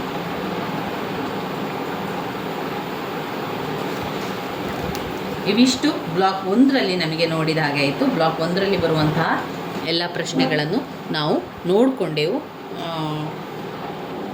ಇದರಲ್ಲಿ ಇನ್ನೂ ಓದುವಂಥದ್ದು ನಾವು ಬ್ಲಾಕ್ 2ರನ್ನು ನಾವು ಇನ್ನೊಂದು ಪ್ರತ್ಯೇಕವಾದ ವಿಡಿಯೋದಲ್ಲಿ ಓದ್ತಾ ಹೋಗುವ. ಇವಾಗ ಇಷ್ಟು ನೀವು ಕಲಿಯಿರಿ. ಬ್ಲಾಕ್ 1ರಲ್ಲಿರುವಂಥ ಎಲ್ಲ ಪ್ರಶ್ನೆಗಳನ್ನು ನಾವು ನೋಡಿಕೊಂಡೆವು. ಬ್ಲಾಕ್ 1ರಲ್ಲಿರುವಂಥ 15 ಅಂಕದ ಪ್ರಶ್ನೆಗಳನ್ನು ಕೂಡ ನೋಡಿಕೊಂಡೆವು, 10 ಅಂಕದ ಪ್ರಶ್ನೆಗಳನ್ನು ಕೂಡ ನೋಡಿಕೊಂಡೆವು, ಹಾಗೆ 5 ಅಂಕದ ಪ್ರಶ್ನೆಗಳನ್ನು ಕೂಡ ನೋಡಿಕೊಂಡಿದ್ದೇವೆ. ಇದನ್ನೆಲ್ಲವನ್ನು ಕೂಡ ಇಲ್ಲಿ ಬಂದಿರುವಂತಹ ಪ್ರಶ್ನೆಗಳು, ನಾನು ನಿಮಗೆ ಬ್ಲಾಕ್ 1ರಲ್ಲಿ ತಿಳಿಸಿರುವಂತಹ ಪ್ರಶ್ನೆಗಳೆಲ್ಲ ಕೂಡ ರಿಪೀಟಾಗಿ ಪದೇ ಪದೇ ಬಂದಿರುವಂತಹ ಪ್ರಶ್ನೆಗಳು ಸ್ನೇಹಿತರೆ. ಸ್ಕಿಪ್ ಮಾಡಬೇಡಿ, ಸ್ವಲ್ಪ ಆದರೂ ಕೂಡ ನೋಡ್ಕೊಳ್ಳಿ. ಪಾಯಿಂಟ್ಸ್ಗಳೇನಿದೆ, ವಿಚಾರ ಏನಿದೆ, ವಿವರಣೆ ಏನಿದೆ ಎನ್ನುವಂಥದ್ದನ್ನು ಒಮ್ಮೆ ನೋಡ್ಕೊಳ್ಳಿ ಸಾಕು. ನಿಮಗೆ ಇನ್ನು ಈ ಪರೀಕ್ಷೆಗೆ ಪ್ರಥಮ BA ರಾಜ್ಯಶಾಸ್ತ್ರ ಪರೀಕ್ಷೆಗೆ ನಿಮಗೆ ಎಷ್ಟು ದಿನಗಳು ರಜೆಗಳಿದ್ದರೆ ಆ ರಜೆ ಸಮಯದಲ್ಲಿ ಏನು ಮಾಡಿ, ಸಂಜೆ ಹೊತ್ತಲ್ಲಿ, ರಾತ್ರಿ ಹೊತ್ತಿನಲ್ಲಿ ಸಂಪೂರ್ಣವಾಗಿ 15 ಅಂಕದ ಪ್ರಶ್ನೆಯನ್ನು ಮೊದಲಿಗೆ ಓದಿ ಮುಗಿಸಿ. ಬ್ಲಾಕ್ 1ರಲ್ಲಿರುವಂಥ 15 ಅಂಕದ 2 ಪ್ರಶ್ನೆ ಅಥವಾ 3 ಪ್ರಶ್ನೆಗಳಿದ್ದರೆ ಅದನ್ನು ಮೊದಲಿಗೆ ಓದಿ ಮುಗಿಸಿ ಅಂತ ಹೇಳಿದರೆ ಅದರಲ್ಲಿರುವಂಥ ಪಾಯಿಂಟ್ಸನ್ನು ನೀವು ಅರ್ಥ ಮಾಡಿಕೊಳ್ಳಿ ಅಥವಾ ಪಾಯಿಂಟ್ಸನ್ನು ಬಾಯಿಪಾಠ ಮಾಡಿ ಇಟ್ಕೊಳ್ಳಿ. ಪಾಯಿಂಟ್ಸನ್ನು ಬಾಯಿಪಾಠ ಮಾಡಿ ಇಟ್ಕೊಂಡ್ರೆ ನಮಗೆ ಪರೀಕ್ಷೆಗೆ ಬರೀಲಿಕ್ಕೆ ಯಾವ ಭಯ ಕೂಡ ಇರೋದಿಲ್ಲ. ನಾವು ಎಲ್ಲ ಪಾಯಿಂಟ್ಸನ್ನು ಬೇಗ ಬರೀಲಿಕ್ಕೆ ನಮಗೆ ಸಹಾಯ ಆಗ್ತದೆ. ಇನ್ನು ಕೆಲವೊಂದು ಪ್ರಶ್ನೆಗಳನ್ನು ನಾನಿಲ್ಲಿ ಗುರುತು ಹಾಕ್ಕೊಂಡಿದ್ದೇನೆ ನೋಡಿ. ರಾಜ್ಯಶಾಸ್ತ್ರದ ವ್ಯಾಪ್ತಿ ಮಹತ್ವ, ಆಮೇಲೆ ರಾಜ್ಯಶಾಸ್ತ್ರದ ಅಧ್ಯಯನದ ವಿಧಾನಗಳು, ರಾಜ್ಯದ ಮೂಲಾಂಶಗಳು, ಪರಮಾಧಿಕಾರದ ಲಕ್ಷಣ ವಿಧಗಳು, ಆಸ್ಟಿನ್ ಪರಮಾಧಿಕಾರ ಸಿದ್ಧಾಂತ, ಏಕತ್ವ ಪರಮಾಧಿಕಾರ ಸಿದ್ಧಾಂತ, ಜೈವಿಕ ಸಿದ್ಧಾಂತ. ಇವಿಷ್ಟು ವೆರಿ ಇಂಪಾರ್ಟೆಂಟ್ ಆಗಿರುವಂಥ ಪ್ರಶ್ನೆಗಳಾಗಿದೆ. ಹಲವು ಬಾರಿ ಕೇಳಿರುವಂಥ ಪ್ರಶ್ನೆಗಳು ಕೂಡ ಆಗಿದೆ. ಪರೀಕ್ಷೆ ಇದೆ ಅಂತ ಹೇಳಿ ಹೆಚ್ಚು ಚಿಂತೆ ಮಾಡಲಿಕ್ಕೆ ಹೋಗಬೇಡಿ. ನೀವು ಆರಾಮದಲ್ಲಿ ಓದ್ಕೊಳ್ಳಿ. ಪ್ರತಿದಿನ ರಾತ್ರಿ ಸ್ವಲ್ಪ ಹೊತ್ತುಗಳ ಕಾಲ ನೀವು ಓದ್ಕೊಳ್ತಾ ಇದ್ದರೆ ನಮಗೆ ಆ ಪಾಯಿಂಟ್ಸ್ಗಳೆಲ್ಲ ನೀವು ಸರಿಯಾಗಿ ಕಲ್ತ್ಕೊಳ್ತಾ ಇದ್ದರೆ ನಮಗೆ ಬೇಗನೆ ಅದು ಪಾಯಿಂಟ್ಸ್ಗಳೆಲ್ಲ ನೆನಪಲ್ಲಿ ಉಳಿಲಿಕ್ಕೆ ಸಹಾಯ ಆಗ್ತದೆ. ಆಮೇಲೆ 5 ಅಂಕದ ಪ್ರಶ್ನೆ ಮತ್ತು 10 ಅಂಕದ ಪ್ರಶ್ನೆ, ಇದು ಕೂಡ ಹಾಗೆ 2 ಪ್ರಶ್ನೆಯನ್ನಾದರೂ ಕಲ್ತ್ಕೊಳ್ಳಿ. ಪ್ರತಿಯೊಂದು ಬ್ಲಾಕಿನಿಂದ 2 15 ಅಂಕದ ಪ್ರಶ್ನೆ, 2 10 ಅಂಕದ ಪ್ರಶ್ನೆ, 2 5 ಅಂಕದ ಪ್ರಶ್ನೆಯನ್ನು ಓದಿದರೂ ಕೂಡ ನಿಮಗೆ ಸಾಕು. ಆದರೆ ಎಲ್ಲ ಬ್ಲಾಕಿನಿಂದಲೂ ಕೂಡ ನೀವು ಓದ್ಕೊಳ್ಬೇಕು. ಯಾಕಂದರೆ ಅವ್ರು ಏನು ಮಾಡ್ತಾರೆ ಗೊತ್ತಾ, ಎಲ್ಲ ಬ್ಲಾಕಿನಿಂದಲೂ ಕೂಡ ಪ್ರಶ್ನೆಗಳನ್ನು ಆಯ್ಕೆ ಮಾಡಿ ಕೊಡ್ತಾರೆ. ಈಗ ಒಂದು ವೇಳೆ ನಾನು ಈ ಬ್ಲಾಕಿನಿಂದ ಮಾತ್ರ ಓದ್ಕೊಳ್ಳಿ ಅಂತ ಹೇಳಿದರೆ ಅದು ತಪ್ಪಾಗ್ತದೆ. ಯಾಕಂದರೆ ಅವರು 4 ಬ್ಲಾಕಿನಿಂದ ಪ್ರಶ್ನೆಗಳನ್ನು ಆಯ್ಕೆ ಮಾಡಿ ಕೊಡೋದ್ರಿಂದ ನಾವು ಎಲ್ಲ ಬ್ಲಾಕಿನಿಂದ ಓದ್ಕೊಳ್ಬೇಕು. ಎಲ್ಲ ಬ್ಲಾಕಿನಿಂದ ಪ್ರಶ್ನೆಗಳನ್ನು ನಾವು ಓದಬೇಕಾದ್ರೆ ಈ ರೀತಿಯ ಒಂದು ಸುಲಭವಾದ ಮಾರ್ಗವನ್ನು ನಾವು ತಿಳ್ಕೊಳ್ಬೇಕಾಗ್ತದೆ. ಈ ರೀತಿ ಮಾಡಿಕೊಂಡ್ರೆ ಬೇಗ ಬೇಗ ಓದ್ಕೊಳ್ಳಿಕ್ಕೆ ಸಹಾಯ ಆಗ್ತದೆ. 2 ಪ್ರಶ್ನೆಗಳನ್ನು ಆಯ್ಕೆ ಮಾಡಿಕೊಂಡು 2 ಪ್ರಶ್ನೆಗಳನ್ನು ಓದ್ಕೊಳ್ಳುವಂಥದ್ದು. ನೀವು ಅರ್ಥ ಮಾಡಿಕೊಂಡು ಪಾಯಿಂಟ್ಸ್ಗಳನ್ನು ಓದ್ತೀರಿ ಅಂತಾದರೆ ಅದೇ ರೀತಿಯಾಗಿ ಓದ್ಕೊಳ್ಳಿ. ಒಂದು ವೇಳೆ ನಿಮಗೆ ಇಲ್ಲ ಆ ರೀತಿ ಓದ್ಕೊಂಡ್ರೆ ನನಗೆ ನೆನಪಲ್ಲೇ ಉಳಿಯೋದಿಲ್ಲ ಅಂತಂದರೆ ಬಾಯ್ಪಾಠ ಮಾಡಿಕೊಳ್ಳಿ. ಆ ಪಾಯಿಂಟ್ಸ್ಗಳನ್ನು ಬಾಯ್ಪಾಠ ಮಾಡಿಕೊಳ್ಳಿ. ಒಮ್ಮೆ ಪರೀಕ್ಷೆಗೆ ಬರೆದ ನಂತರ ಅದನ್ನೆಲ್ಲ ಮರೆತು ಬಿಡ್ಬೋದು. ಆದರೆ ಈಗ ನೀವು ಪರೀಕ್ಷೆಗೆ ಆಗಬೇಕಾದ್ರೆ ಆ ಪಾಯಿಂಟ್ಸನ್ನು ಬಾಯ್ಪಾಠ ಮಾಡಿಕೊಳ್ಳಿ. ನಿಮಗೆ ಇಲ್ಲಿ ಬೇಕಾಗುವಂಥದ್ದು ಪಾಯಿಂಟ್ಸ್ಗಳು. ನಿಮ್ಮ ಪಾಯಿಂಟ್ಸ್ಗಳು ಸರಿಯಾಗಿದೆ ಅಂತಾದರೆ ನಿಮಗೆ ಒಳ್ಳೆಯ ಅಂಕಗಳು ಸಿಗ್ತದೆ. ನಿಮಗೆ ಪರೀಕ್ಷೆಯಲ್ಲಿ ಪಾಸ್ ಆಗಲಿಕ್ಕೆ ಏನೂ ಕೂಡ ಚಿಂತೆ ಬೇಡ. ಪುಸ್ತಕವನ್ನು ಮುಟ್ಲೇ ಇಲ್ಲದವರು ಕೂಡ ಈಗಿನಿಂದಲೂ ಕೂಡ ನಿಮ್ಮ ಸಮಯ ಇದೆ. ಆ ಸಮಯದಲ್ಲಿ ಆದಷ್ಟು ತಯಾರಿಯನ್ನು ಮಾಡಿಕೊಳ್ಳಿ. ಎಷ್ಟು ಸಾಧ್ಯವೋ ಅಷ್ಟು ತಯಾರಿ ಮಾಡಿಕೊಳ್ಳಿ. ಒಂದು 4 ದಿವಸ ನಿದ್ದೆ ಇಲ್ಲದಿರ್ಬೋದು, ಆದರೆ ಮತ್ತೆ ಪರೀಕ್ಷೆಗಳೆಲ್ಲ ಕಳೆದ ನಂತರ ನಿದ್ದೆಗಳನ್ನು ಸರಿಯಾಗಿ ಮಾಡಿಕೊಳ್ಬೋದು. ಸ್ವಲ್ಪ ಹೊತ್ತು ಕೂತ್ಕೊಳ್ಳಿ. ನೀವು ಒಂದು 12 ಗಂಟೆಗೆ 1 ಗಂಟೆ 2 ಗಂಟೆ ಆದರೂ ಪರವಾಗಿಲ್ಲ, 2 ಗಂಟೆ ತನಕ ಕೂತ್ಕೊಂಡು ಓದಿ ಮುಗಿಸಿ. ಈಗ ಬ್ಲಾಕ್ 1 ನಾನು ಇಷ್ಟು ನಿಮಗೆ ಬ್ಲಾಕ್ 1ರಲ್ಲಿ ತಿಳಿಸಿಕೊಟ್ಟಿರುವಂಥದ್ದು.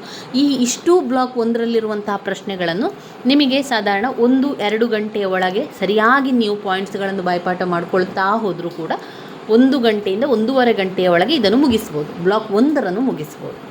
ಮುಂದಿನ ವಿಡಿಯೋದಲ್ಲಿ ನಾವು ಬ್ಲಾಕ್ 2ಅನ್ನು ಕೂಡ ನೋಡಿಕೊಳ್ಳುವ. ಅದರಲ್ಲಿ ಯಾವುದೆಲ್ಲ ಪ್ರಶ್ನೆಗಳು ಬಂದಿದೆ, 15 ಅಂಕದ ಪ್ರಶ್ನೆಗಳು ಯಾವುದು, 10 ಅಂಕದ ಪ್ರಶ್ನೆಗಳು ಯಾವುದು, 5 ಅಂಕದ ಪ್ರಶ್ನೆಗಳು ಯಾವುದು, ಎಲ್ಲವನ್ನು ಕೂಡ ನೋಡಿಕೊಳ್ಳುವ ಸ್ನೇಹಿತರೆ. ನನ್ನ ವೀಡಿಯೋಸ್ ಎಲ್ಲ ನಿಮಗೆ ಇಷ್ಟ ಆಗಿದ್ದರೆ ಲೈಕ್ ಕೊಡಿ, ಶೇರ್ ಮಾಡಿ, ಸಬ್ಸ್ಕ್ರೈಬ್ ಮಾಡಲಿಕ್ಕೆ ಮರಿಬೇಡಿ.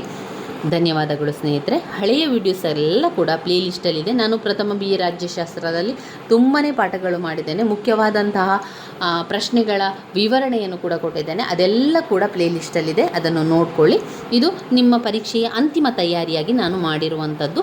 ಪರೀಕ್ಷೆಯ ಅಂತಿಮ ತಯಾರಿಯಾಗಿ ಒಂದೇ ವಿಡಿಯೋದಲ್ಲಿ ಇವುಗಳನ್ನಿಷ್ಟನ್ನು ಓದ್ಕೊಂಡ್ರೆ ನಿಮಗೆ ಸುಲಭದಲ್ಲಿ ಓದ್ಕೊಳ್ಳಿಕ್ಕೆ ಸಹಾಯ ಆಗ್ತದೆ ಎನ್ನುವ ಕಾರಣದಿಂದಾಗಿ ಈ ರೀತಿಯಾಗಿ ಮಾಡಿಕೊಂಡಿರುವಂಥದ್ದು.